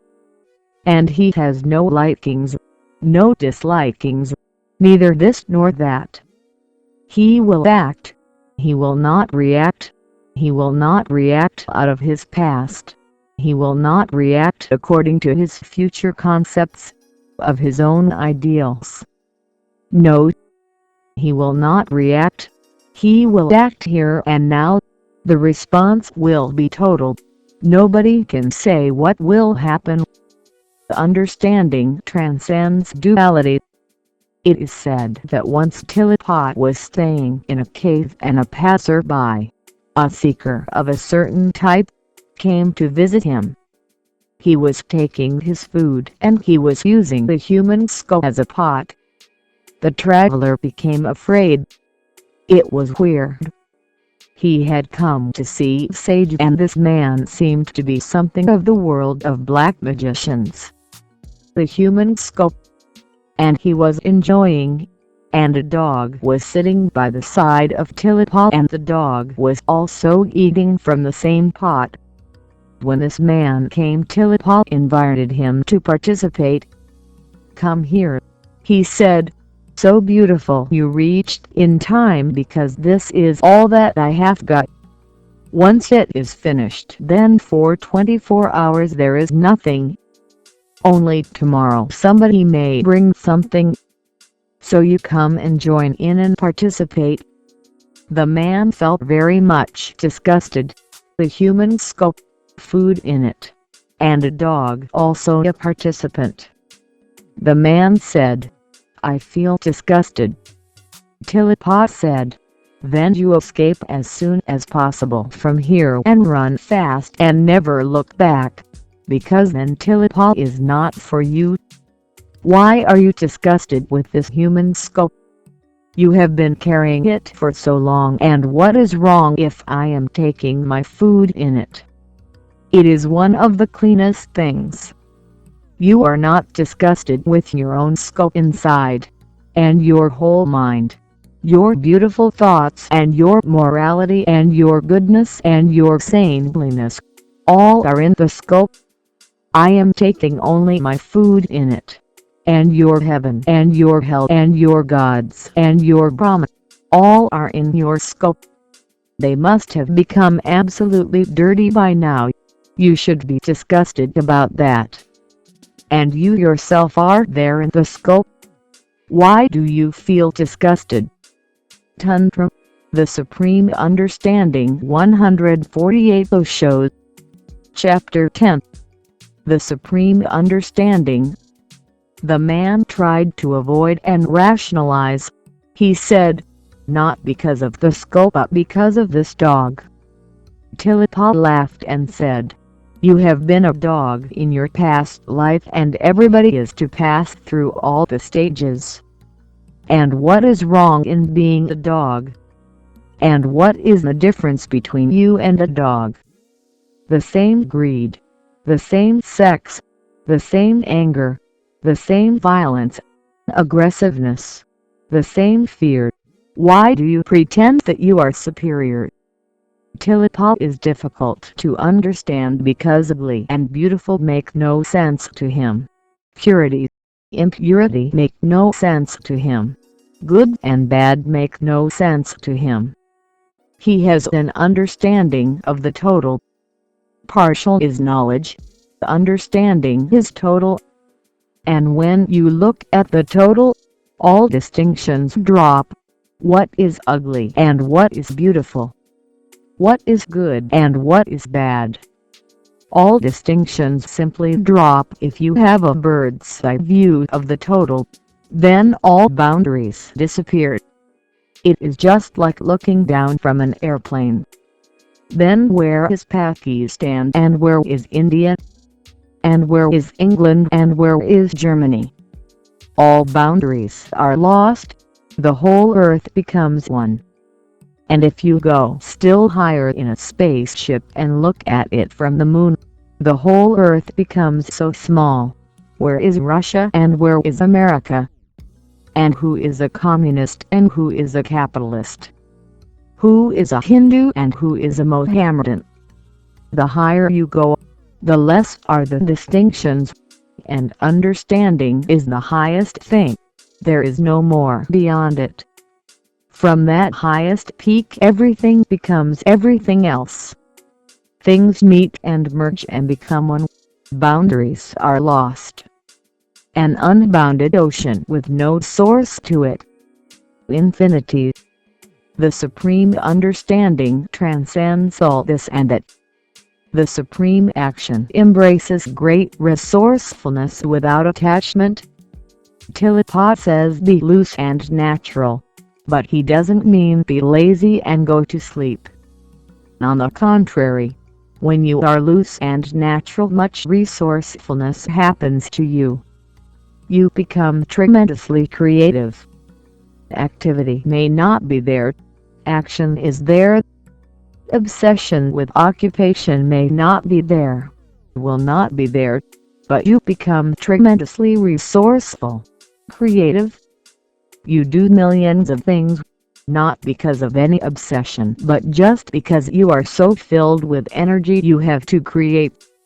Creativity comes easy to a man who is loose and natural. Whatsoever he does becomes a creative phenomenon. Wherever he touches, it becomes a piece of art. Whatsoever he says becomes a poetry. His very movement is aesthetic. If you can see a Buddha walking, even his walking is creativity. Even through his walking he is creating the rhythm. Even through his walking he is creating the milieu, an atmosphere around him. If a Buddha raises his hand he changes the climate immediately around him. Not that he is doing these things. They are simply happening. He is not the doer. Calm, settled inside, tranquil, collected, together inside, filled with infinite energy overflowing in all directions. His every moment is a moment of creativity, of cosmic creativity. Remember that. It has to be remembered because many people can misunderstand.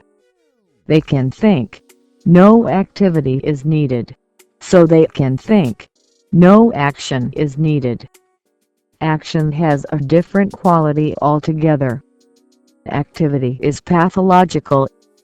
If you go in a madhouse you will see people in activity, every madman doing something, because that is the only way they can forget themselves. You may find somebody washing his hands 3 Tantra the Supreme Understanding 149 Osho. Chapter 10. The Supreme Understanding. 1,000 times a day because he believes in cleanliness. In fact, if you stop him washing his hands 3,000 times a day he will be unable to stand himself. It will be too much. This is an escape. Politicians, people who are after wealth, power, they are all mad people. You cannot stop them because if you stop they don't know what to do then, and then they are thrown into themselves. And that is too much. One of my friends was telling me once that they had to go to a certain party, and they have a very small child, a beautiful child, and of course very active as children are. So they locked the room and told him, if you behave well and don't create any disturbance in the house, Whatsoever you ask we will give you, and within an hour we will be back. The child was allured. Whatsoever he can ask will be given. So really he acted well. In fact, he didn't do anything. He simply stood in the corner because whatsoever I do may turn out. Nobody knows about these adult minds, what is wrong and what is good, and they go on changing their opinions also. So he stood with closed eyes just like a meditator. And then they opened the door when they came back. He was standing in the corner, stiff. He opened the eyes and looked at them, and they asked, "Did you behave well?" He said, "Yes. In fact, I behaved so well that I couldn't stand myself. It was too much." People who are too occupied in activities are afraid of themselves. Activity is a sort of escape. They can forget themselves in it. It is alcoholic. It is an intoxicant. Activity has to be dropped because it is pathological. You are ill. Action has not to be dropped. Action is beautiful. What is action? Action is a response. When it is needed you act. When it is not needed you relax. Right now you go on doing things which are not needed. And right now when you want to relax, you cannot relax. A man of action, total action, acts, and when the situation is over he relaxes. I am talking to you. Talking can be either activity or action. There are people who cannot stop talking. They go on. They go on. Even if you stop their mouths it will not make any difference inside. They will go on chattering. They cannot stop it. This is activity, the feverish obsession. You are here and I talk to you. Even I don't know what I am going to talk about to you until the sentence is uttered. Even I am not aware what it is going to be. Not only are you the listeners, I am also a listener here. When I have said something then I know that I have said it. Neither you can predict nor can I predict what I am going to say. Even the next sentence is not there. It is your situation that brings it. So whatsoever I say, I alone am not responsible. Remember, you are also half responsible for it. It is half-half. You create the situation, I act. So if my listeners change, my talk changes. It depends, because I have nothing pre-formulated. I don't know what is going to happen, and that's why it is beautiful for me also. It is a response, an act. When you are gone I sit inside my boat. Not even a single word floats in the inner sky. It is you. So sometimes it happens people come to me and say, "We were going to ask a certain question and you answered it." And every day it happens. It is happening.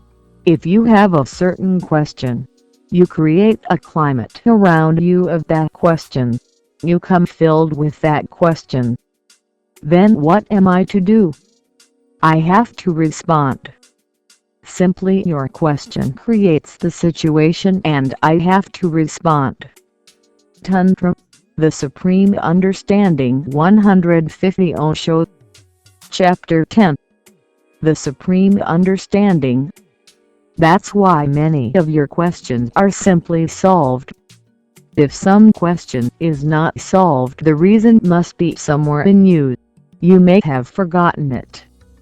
In the morning it was in the mind, but when you entered this room you forgot about it.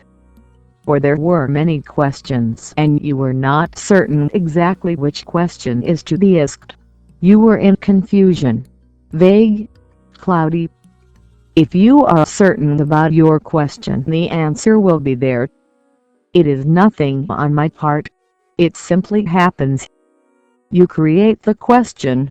I simply float into it. I have to, because I have nothing to say to you. If I have something to say to you, you are irrelevant. Whatsoever question you have doesn't make any sense. I have my prepared thing in me and I have to tell it to you. Even if you are not there, it will not make any sense. The All India Radio used to invite me to speak, but I felt it was very difficult because it was so impersonal, talking to nobody. I simply said, "This is not for me. And it is such a strain and I don't know what to do. There is nobody." So they arranged. They said, "This can be done. From our staff a few people can come and they can sit." But then I told them, "Then you don't give me the subject because those people will give me the subject. This will be totally irrelevant. Anybody sitting there and you have given me a subject to talk on it and nobody is involved in that subject. They are just a dead audience." When you are there, you create the question, you create the situation and the answer flows towards you. It is a personal phenomenon. Then I simply stopped going there. I said, "This is not for me. It is not possible. I cannot talk to machines, because they don't create any situation for me to float in. I can't talk only to persons. That's why I have never written a book. I cannot. Because for whom? Who will read it? Unless I know that man who will read it, and unless he creates a situation, I cannot write. For whom? I have written only letters, because then I know that I am writing to somebody. He may be somewhere in the United States. It makes no difference. The moment I write a letter to him, it is a personal phenomenon. He is there. While I am writing, he helps me to write. Without him it is not possible. It is a dialogue. This is action. The moment you are gone, all language disappears from me. No words float. They are not needed. And this should be so. When you walk, you use your legs, and when you sit in your chair, what is the point of moving your legs? It is mad. When there is a dialogue, words are needed. When there is a situation, action is needed. But let the whole decide it. You should not be the deciding factor. You should not decide. Then there are no karmas. Then you move, from moment to moment, fresh. The past dies by itself every moment, and the future is born and you move into it fresh like a child. The supreme action embraces great resourcefulness without attachment. Actions happen but there is no attachment. You don't feel, "I have done this." I don't feel I have said this. I simply feel it had been spoken. It has happened. The whole has done it, and the whole is neither me nor you. The whole is both and neither. And the whole hovers around and the whole decides. You are not the doer. Much happens through you, but you are not the doer. Much is created through you, but you are not the creator. The whole remains the creator. You become simply vehicles, mediums for the whole. The hollow bamboo. And the whole puts his fingers and his lips on it and it becomes a flute, and a song is born. Tantra the Supreme Understanding 151 Osho. Chapter 10. The Supreme Understanding.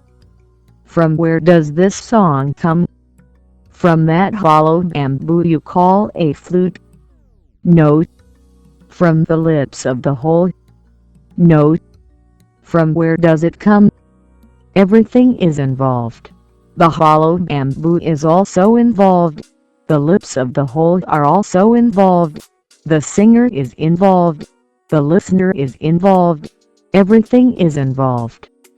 Even a small thing can create a difference. Just a rose floater by the side of the room and this room will not be the same, because the rose floater has his own aura, his own being. He will influence your understanding. He will influence whatsoever is spoken by me, and the total moves, not parts. Much happens but nobody is the doer. Great resourcefulness without attachment. And when you are not the doer, how can the attachment happen? You do a small thing and you become attached. You say, I have done this. You would like everybody to know that you have done this and you have done that. This ego is the barrier for the supreme understanding. Drop the doer and let things happen. That's what telepathy means by being loose and natural. The supreme accomplishment is to realize immanence without hope. This is a very deep thing, very subtle and delicate. Telepathy says, what is the supreme accomplishment? It is to realize immanence without hope, that inside, the inner space is perfect, absolute, without hope. Why does he bring this word hope in? Because with the hope comes future, with the hope comes desire, with the hope comes the effort to improve, with the hope comes the greed for more, with the hope comes discontentment, and then, of course, frustration follows. He is not saying be hopeless, because that too comes with hope. He is simply saying no hope, not hopeful, not hopeless, because they both come with the hope. And this has become such a great problem for the West, because Buddha says the same, and then Western thinkers think that these people are pessimists. They are not. They are not pessimists. They are not optimists. And this is the meaning of no hope. If somebody hopes, we call him an optimist. We say about him that he can see the silver lining in the darkest cloud. We say that he can see the morning following the darkest night. He is an optimist. And then there is the pessimist, just the opposite of it. Even in the brightest silver lining, he will always see the darkest cloud there. If you talk about the morning, he will say, every morning ends in the evening. But remember, they may be opposites, but they are not really separate. Their focus is different, but their mind is the same. Whether you see the bright lining, the silver lining in the dark cloud, or you see the dark cloud in the silver lining, you always see a part. Your division is there. You choose. You never see the total. Buddha, Tilapa, myself, we are neither optimists nor pessimists. We simply drop hope. With hope they come in, both the optimist and the pessimist. We simply drop the coin of hope, and both the aspects are dropped with it. This is a totally new dimension, difficult to understand. Tilapa sees the suchness of things. He is without choice. He sees both the morning and the evening together. He sees both the thorns and the flower together. He sees both the pain and the pleasure together. He sees both the birth and death together. He has no choice of his own. He is neither Tantra, the Supreme Understanding 152 Osho. Chapter 10.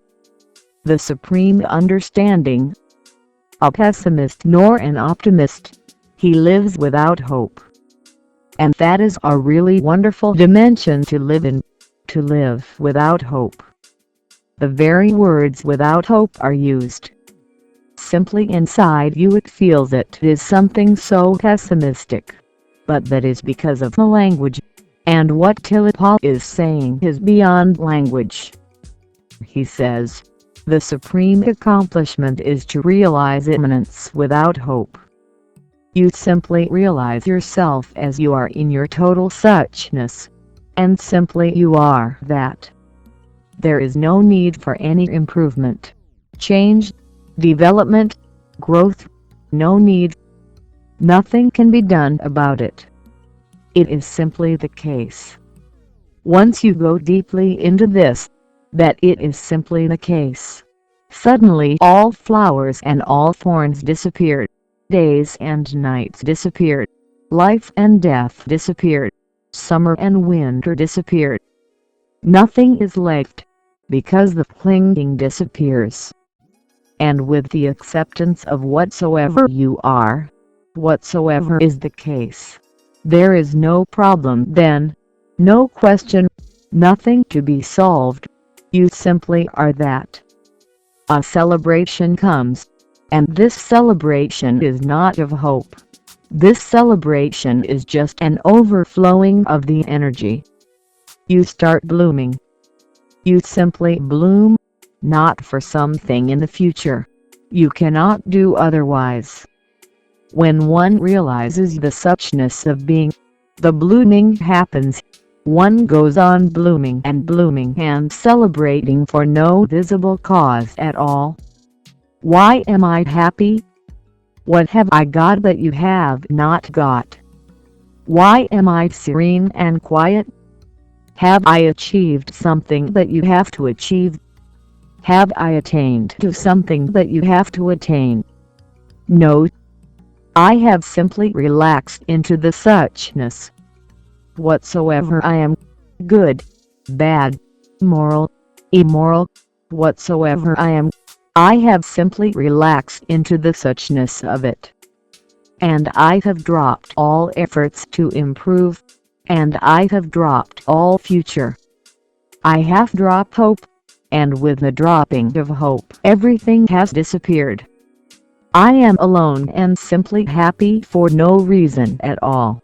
Simply silent because now, without hope, I don't know how to create disturbance. Without hope, how can you create disturbance in your being? Remember this, all effort will lead you to a point where you leave all effort and will become effortless. And the whole search will lead you to a point where you simply shrug your shoulders and sit down under a tree and settle. Every journey ends in the innermost suchness of being, and that you have every moment. So it is only a question of becoming a little more aware. What is wrong with you? I have seen millions of people and I have not seen even a single person who is really something wrong, but he creates things. You are creators, great creators of illnesses, wrongs, problems, and then you chase them, how to solve them. First you create and then you go chasing. Why in the first place create them? Just drop hope, desire, and simply look at the case that you are already. Just simply close your eyes and see who you are, and finished. Even in the blinking of the eye this is possible. It needs no time. If you are thinking it needs time, gradual growth, then it is because of your mind you will need time. Otherwise time is not needed. The supreme accomplishment is to realize immanence. That all that is to be achieved is in. That is the meaning of immanence. All that is to be achieved is already there inside you. You are born perfect. Otherwise is not possible because you are born of the perfect. That is the meaning when Jesus says, I and my Father are one. What is he saying? He is saying that you cannot be otherwise than the whole because you come out of the whole. Tantra the Supreme Understanding 153 Osho. Chapter 10. The Supreme Understanding. You take a handful of water from the ocean. You taste it. It tastes the same everywhere. In a single drop of seawater you can find the whole chemistry of the sea. If you can't understand a single drop of seawater, you have understood all seas, past, future, present, because a small drop is a miniature ocean, and you are the whole in a miniature form. When you go deeper inside you and realize this, suddenly a laughter happens. You start laughing. What were you seeking? The seeker himself was the sought. The traveler was himself the goal. This is the supreme most accomplishment, to realize oneself, one's absolute perfection, without hope, because if a hope is there it will stir. It will continually stir in your disturbance. You will start thinking again. Something more is possible. Hope always creates dreams. Something more is possible. Of course it is good. People come to me and they say, meditation is going very well. Of course, it is good. But give us some other technique so that we can grow more. Even sometimes people have come to me saying, everything is beautiful. And then they say, now what? Now the hope stirs. Everything is beautiful. Then why ask? Now what? Everything was wrong. Then again you were asking, now what? And now everything is beautiful. Again you ask, now what? Now leave it. This hope. Just the other day somebody came and said, everything is going very beautifully now, but who knows about tomorrow? Why bring tomorrow in when everything is going absolutely right? Can't you remain without problems? Now everything is good, but you worry whether it may be good tomorrow or not. If it is good today, from where is the tomorrow going to come? It will be born out of today, so why be worried? If today is silent, tomorrow is going to be more silent. It will be born out of today. But because of this worry you can destroy today. Then the tomorrow will be there and you will be fulfilled in your frustration and you will say, this is what I was thinking and worried about. It has happened. And it has happened because of you. It was not going to happen. Had you remained without the future, it would not have happened. And this is the self-destructive tendency of the mind. Suicidal. And in a way it is very self-fulfilling. So the mind can always say, I was warning you before. I had warned you beforehand. You didn't listen to me. Now you will think, yes, that's right. The mind was warning and I was not listening to it. But it has come only because of a warning of the mind. Many things happen. If you go to the astrologers, Jyotishi, and they say something to you, when it happens you will think they predicted your future. Just the opposite is the case. Because they predicted, your mind got into it and it happened.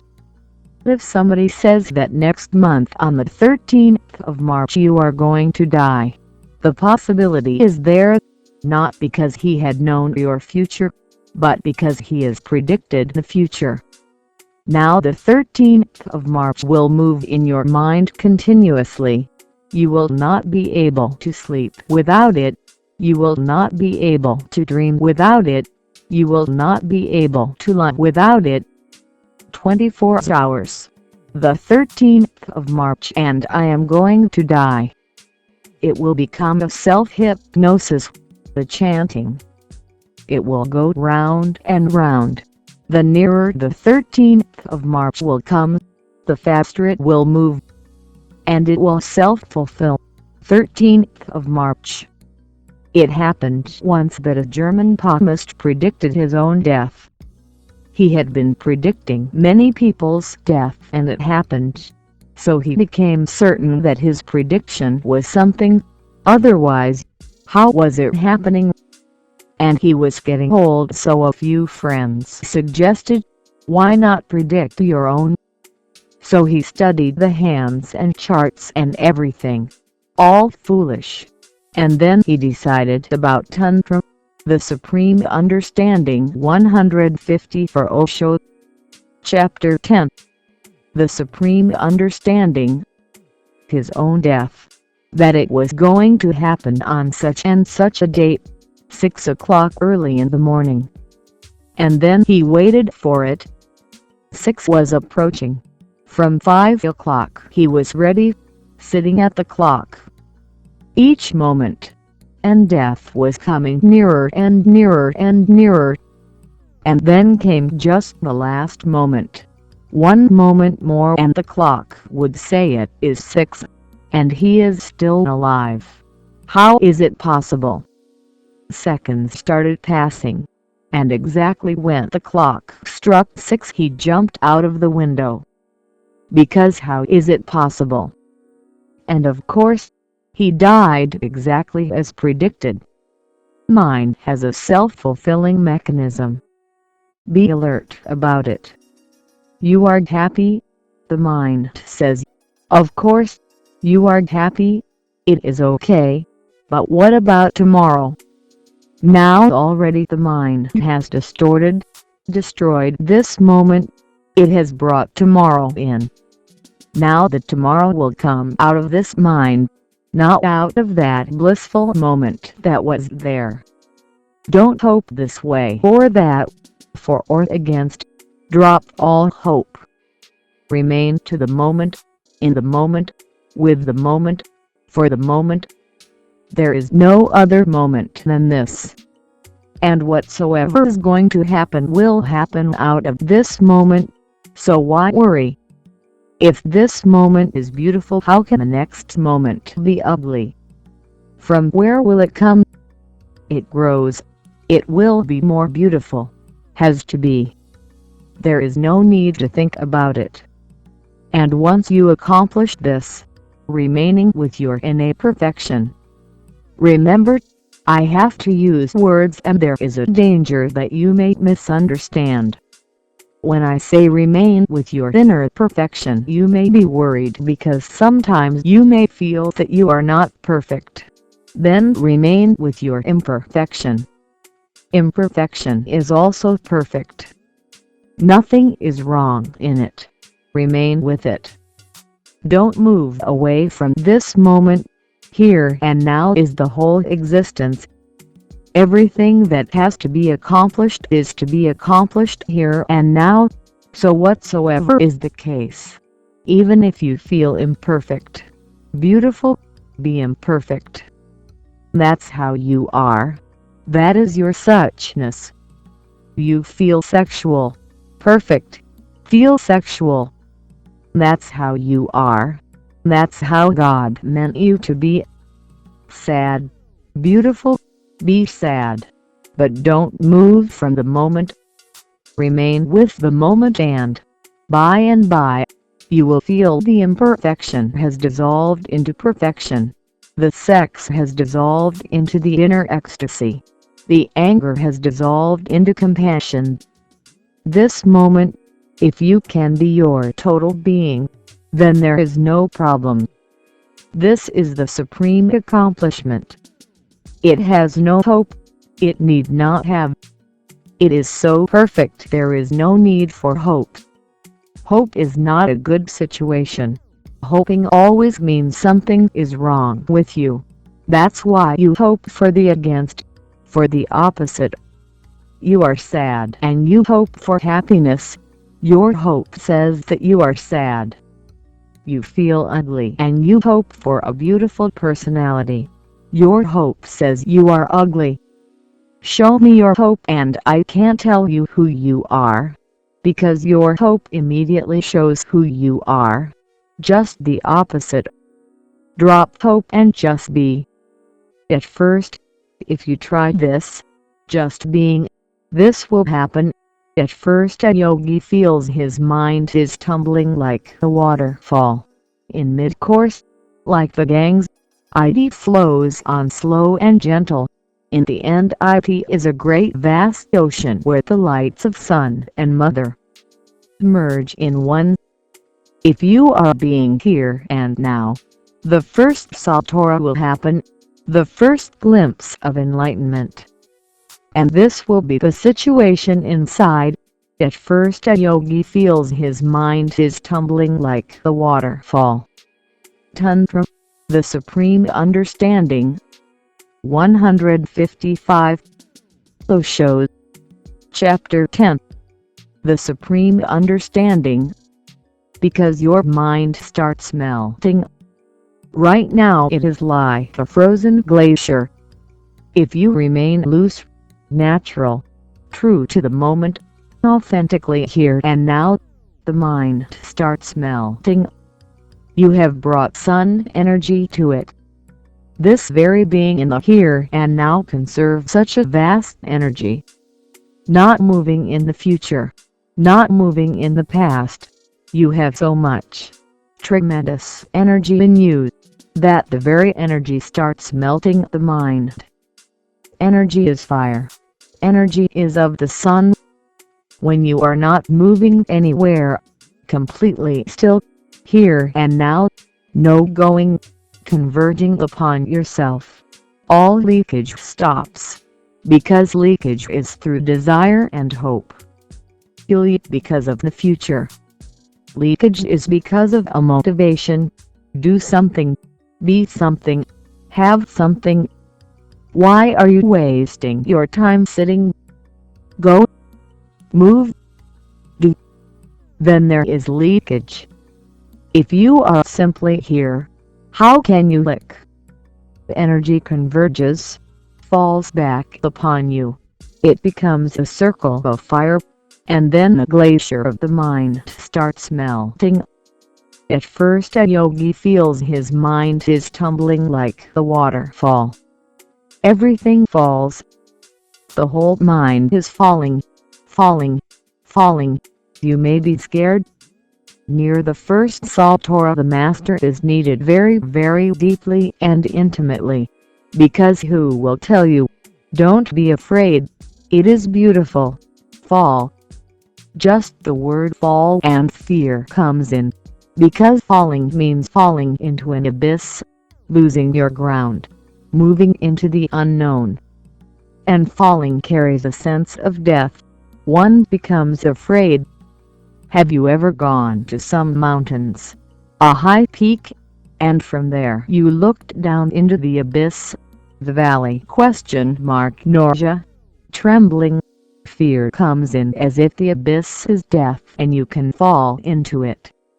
When the mind melts, everything starts falling. Everything I say, your love, your ego, your greed, your anger, your hate, all that you have been up to now suddenly starts becoming loose and falling, as if the house is falling apart. You become a chaos. No more order, all discipline falling. You have been maintaining yourself somehow. Somehow you were together forcing a control upon yourself. The discipline. Now being loose and natural, everything is falling. Many things that you have suppressed will bubble up. They will surface. You will find a chaos all around. You will be just like a madman. The first step is really difficult to pass through, because whatsoever society has forced on you will fall. Whatsoever you have learned will fall. Whatsoever you have conditioned yourself will fall. All your habits, all your directions, all your paths will simply disappear. Your identity will evaporate. You will not be able to know who you are. Up to now you knew well who you were, your name, your family, your status in the world, your prestige, your honor, this and that. You were aware of them. Now suddenly everything is melting. The identity is lost. You knew many things. Now you will not know anything. You were wise in the ways of the world. They will fall and you will feel completely ignorant. This is what happened to Socrates. That was his first Satora moment, when he said, "Now I know only one thing, that I don't know anything. Only one knowledge I have, that I am ignorant." This is the first Satora. Sufis have a particular term for this man, this type of man, who comes to this state. They call him mast. They call him the madman. He looks at you without looking at you. He roams around not knowing where he is going. He talks nonsense. He cannot keep the relevant coherence in his talk. One word and then a gap, then another word absolutely unrelated. One sentence, then another. Tantra the Supreme Understanding 156 Osho. Chapter 10. The Supreme Understanding. Sentence not connected at all. No coherence. All consistency is lost. He becomes a contradiction. You cannot rely on him. For these moments a school is needed, where people can't take care of you. Ashrams came into existence because of this, because this man cannot be allowed in the society. Otherwise they will think he is mad and they will force him into a prison or a madhouse. And they will try to treat him. They will try to bring him down, back to his normal state. And he is growing. He has broken all the chains of the society. He has become a chaos. Hence my insistence on chaotic meditations. They will help you to come to this first Satora. From the very beginning you cannot sit silently. You can be fool, but you cannot sit. That is not possible. That can happen only in the second Satora. In the first Satora you have to be chaotic, dynamic. You have to allow your energies to move so that all straitjackets around you are broken and all chains are thrown away. You become for the first time an outsider, no more part of the society. The school is needed where care can be taken of you. The master is needed who can't say to you, "Don't be afraid," who can't tell you to fall easily. Allow it to happen. Don't cling to something because that will only delay the moment. Fall. The sooner you fall, the madness will disappear sooner. If you delay, then the madness can be continued for long. There are millions of mad people in the madhouses in the whole world who are not in fact mad, who needed the master, who don't need a psychotherapist.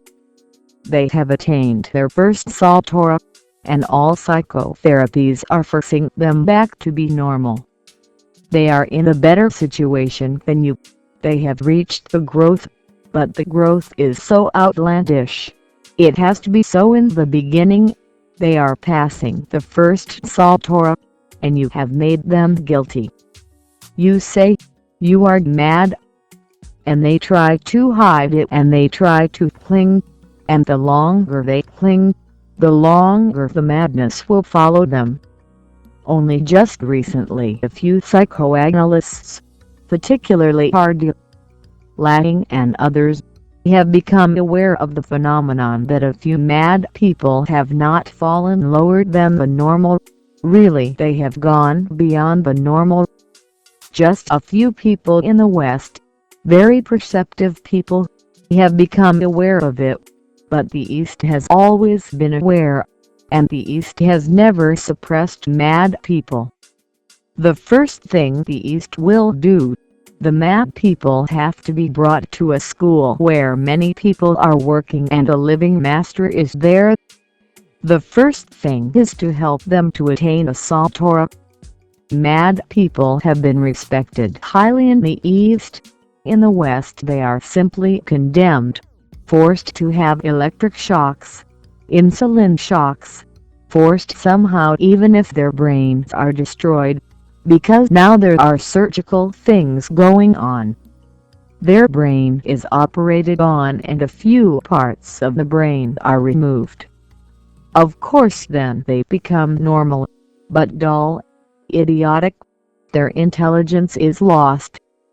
They are no more mad. They will not harm anybody. They will become a silent part of the society. But you have killed them not knowing that they were reaching the point from where a man becomes superhuman. But of course, the chaos has to be passed. With a loving master and a loving group of people in a school, in an ashram, it passes easily. Everybody takes it easily, helps it. One moves to the second stage easily. This has to happen because all order is imposed on you. It is not real order. All discipline is forced on you. It is not your inner discipline. Before you attain to the inner, the outer has to be dropped. Before a new order is born, the old has to cease, and there will be a gap. That gap is madness. One feels like tumbling, falling like a waterfall into the abyss, and there seems to be no bottom to it. Tantra, the Supreme Understanding 157 Osho. Chapter 10. The Supreme Understanding. In mid-course, if this point is passed, if the first Saltora is lived well, then a new order arises that is from within, that comes from your own being. Now it is no more of the society. It is not given to you by others. It is not an imprisonment. Now a new order arises which has a quality of freedom. A discipline comes to you naturally. It is of your own. Nobody asks it of you. Nobody says, do this. You simply do the right thing. In mid-course, like the Ganges, it flows slow and gentle. The tumbling, the roaring waterfall has disappeared. The chaos is no more. This is the second Saltora. You become like the Ganges, flowing gently, slowly. Not even the sound is created. You walk like a bridegroom, silently, gracefully. An absolutely new charm happens to your being. Grace, elegance. This is the second stage in which we have caught all the Buddhas in the statutes, because the third cannot be caught. Only the second or the first. All the Buddhas, Tirthankars of the Jainas, go and look at their statues, the elegance, the grace, the subtle roundness of their bodies, feminine. They don't look masculine, they look feminine. A roundness, their curvature is feminine. That shows their inner being has become very slow, very gentle, nothing of aggression in them. Zen masters, Bodhidharma, Rinzai, Bhikkhu, they have been pictured in the first state. That's why they are so ferocious. They look like roaring lions. They look like they will kill you. If you look at their eyes are volcanoes. Fire jumps at you. They are like shocks. They have been pictured in the first Saltora state for certain reasons. Because then people know that the first is the problem. And if you know Bodhidharma in this state, when the same state will happen to you, you will understand not to be afraid, even Bodhidharma. But if you have been always watching Buddhas and Tirthankars in their silent and slow-flowing rivers and their feminine grace, you will become very much afraid when ferociousness comes to you. When you become like a lion, exactly, one starts roaring, you become the waterfall. Tremendous.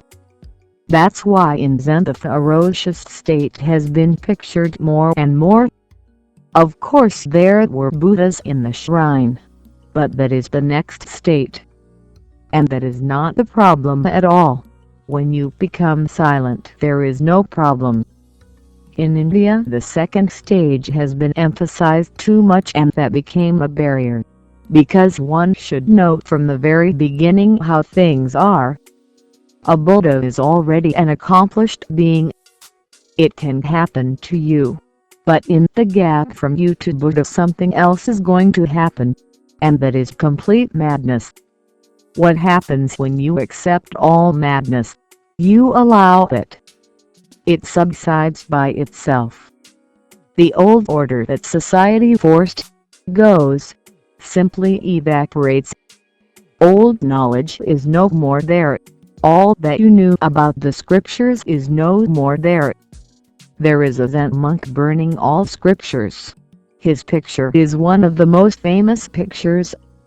That comes in the first state. One burns all the scriptures. One throws all knowledge. Everything that has been given to you looks rubbish, raw. Now your own wisdom is arising. There is no need to borrow it from anybody. But it will take a little time, just like a seed takes time to sprout. If you can manage to pass through the chaotic state, then the second follows very, very easily, automatically, of its own accord. You become silent. Everything is calmed down, just like the gangs when it comes to the plains. In the hills it is roaring like a lion, falling from great heights into depths. Tantra the Supreme Understanding 158 Osho. Chapter 10. The Supreme Understanding. Much turmoil. And then it comes to the plains, leaves the hills.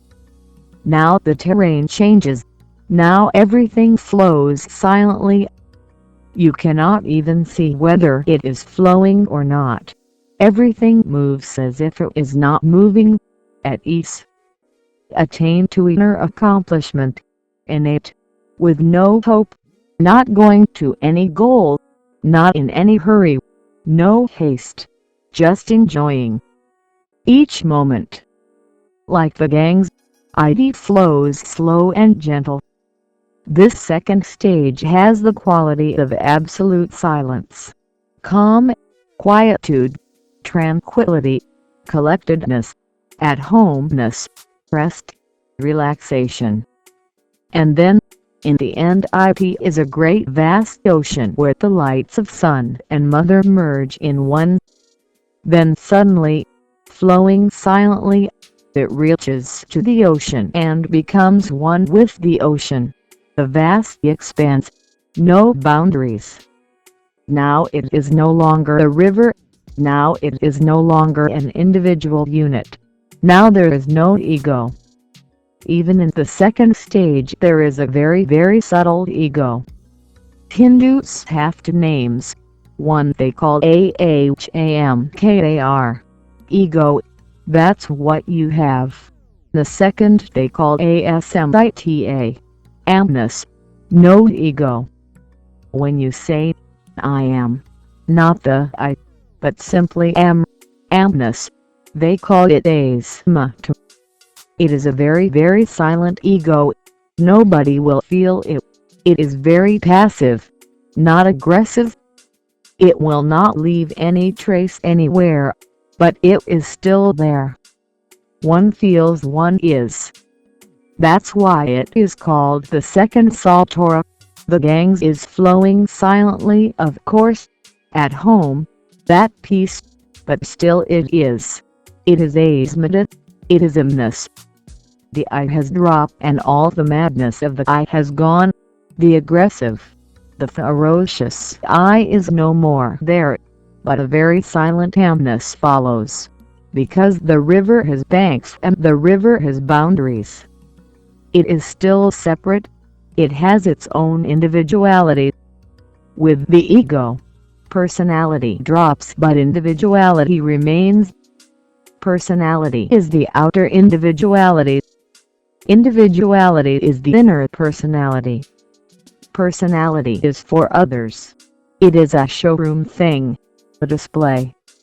That has dropped. That is the ego. But this inner feeling, I am, or rather am, is not for display. Nobody will be able to see it. It will not interfere with anybody's life. It will not poke its nose into anybody's affairs. Simply it moves, but it is still there, because the gangs exists as an individual.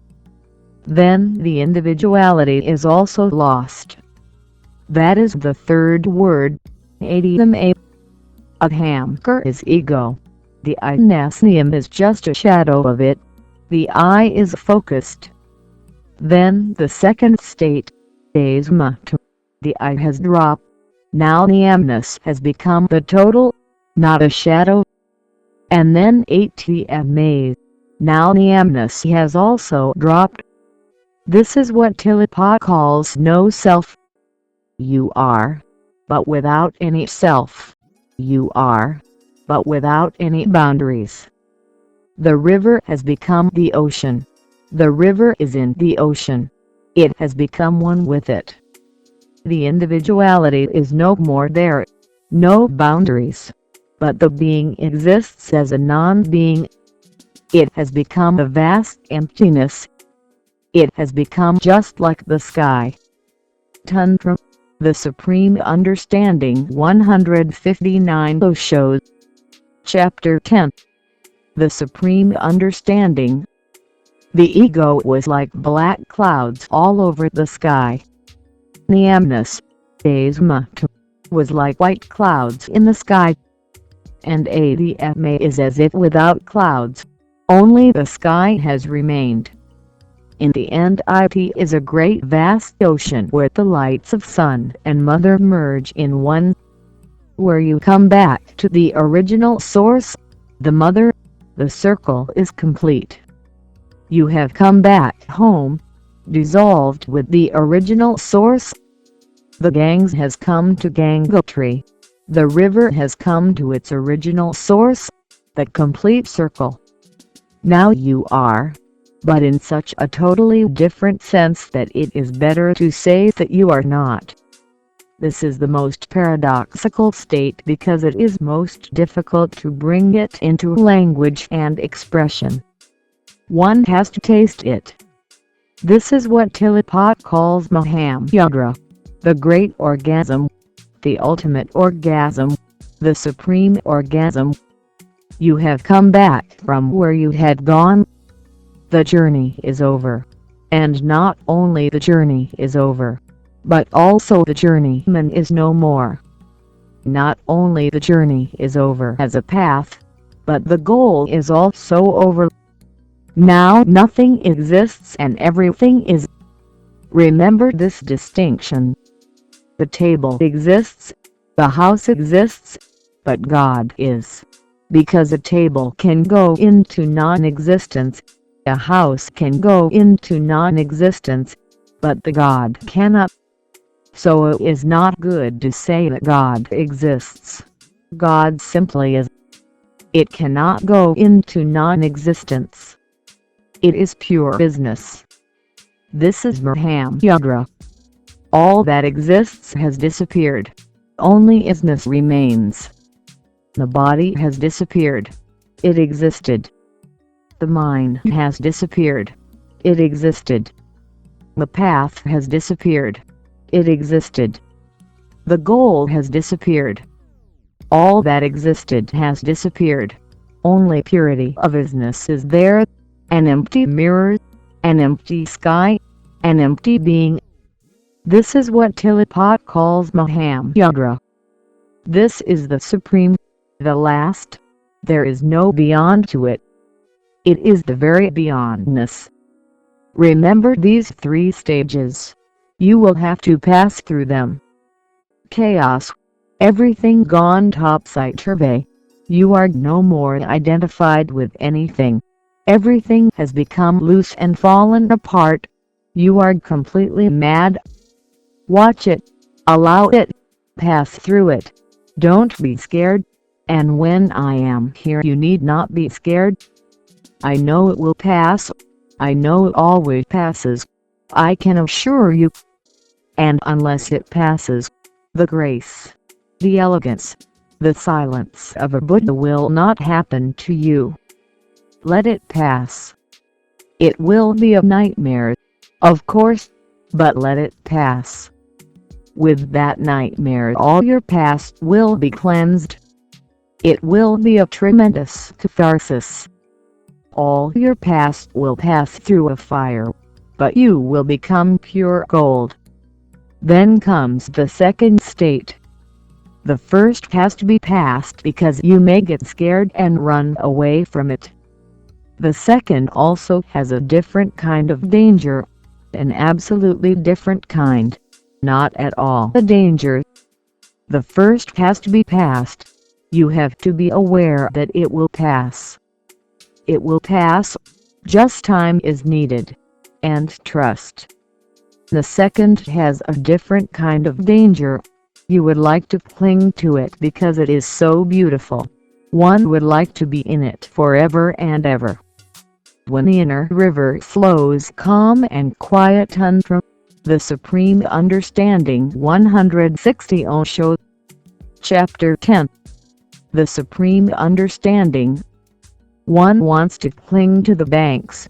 One wants not to go anywhere else. This is so good. In a way it is a greater danger. The Master has to assure you that the first will pass, and a Master has to force you so that you don't cling to the second, because if you cling, the Mahayagra will never happen to you. There are many people clinging to the second. They are hanging on to it. There are many people who are hanging on to the second because they have become so attached to it. It is so beautiful, one would like to fall in love with it. One falls automatically. Aware, remain aware, that too has to be passed. Watch so that you don't start clinging. If you can watch your fear with the first and your greed with the second. Remember, fear and greed are two aspects of the same coin. In fear you want to escape from something. In greed you want to cling to it, but they are both the same. Watch fear, watch greed, and allow the movement to continue. Don't try to stop it. You can become stagnant. Then the gangs becomes not a flowing thing, a stagnant pool. Howsoever beautiful, it will be dead soon. It will become dirty. It will dry up, and soon all that was gained will be lost. Go on moving. The movement has to be eternal. Keep it in mind. It is an endless journey. More is always possible. Allow it to happen. Don't hope for it. Don't ask for it. Don't go ahead of yourself, but allow it to happen. Because then the third danger comes when the gangs falls into the ocean, and that is the last, because you will be losing yourself. That is the ultimate death. That appears like the ultimate death. Even the gangs shudders, trembles before it falls. Even the gangs looks backwards, thinks of past days and memories, and the beautiful time on the plains and the tremendous energy phenomenon in the hills and the glaciers. At the last moment when the gangs is going to fall into the ocean, it lingers a little while more. It wants to look back, think over memories, beautiful experiences. That has to be also watched. Don't linger. When the ocean comes, allow it to merge, melt, disappear. Only at the last point can you say goodbye to the Master, never before it. Say goodbye to the Master and become the ocean. But up to that moment you need the hand of somebody who knows. There is a tendency in the mind to avoid intimate relationship with the Master. That's what becomes a barrier in taking sannyas. You would like to remain uncommitted. You would like to learn, but you would like to remain uncommitted. But you cannot learn. That is not the way. You cannot learn from the outside. You have to enter the inner shrine of the Master's being. You have to commit yourself. Without it you cannot grow. Without it you can learn a little bit from here and there, and you can accumulate a certain knowledge that will not be of any help. Rather it may become an encumbrance. A deep commitment is needed, the total commitment in fact, because there are many things going to happen. And if you are just outside on the periphery, just learning as a casual visitor, then much is not possible. Because what will happen to you when the first Satora comes? What will happen to you when you go mad? And you are not losing anything when you commit yourself to a master because you don't have anything to lose. By your commitment you are simply gaining. You are not losing anything because you don't Tantra the Supreme Understanding 161 Osho. Chapter 10. The Supreme Understanding. Have anything to lose. You have nothing to be afraid of. But still one wants to be very clever, and one wants to learn without commitment. That has never happened, because it is not possible. Tantra, the Supreme Understanding. 162. Osho.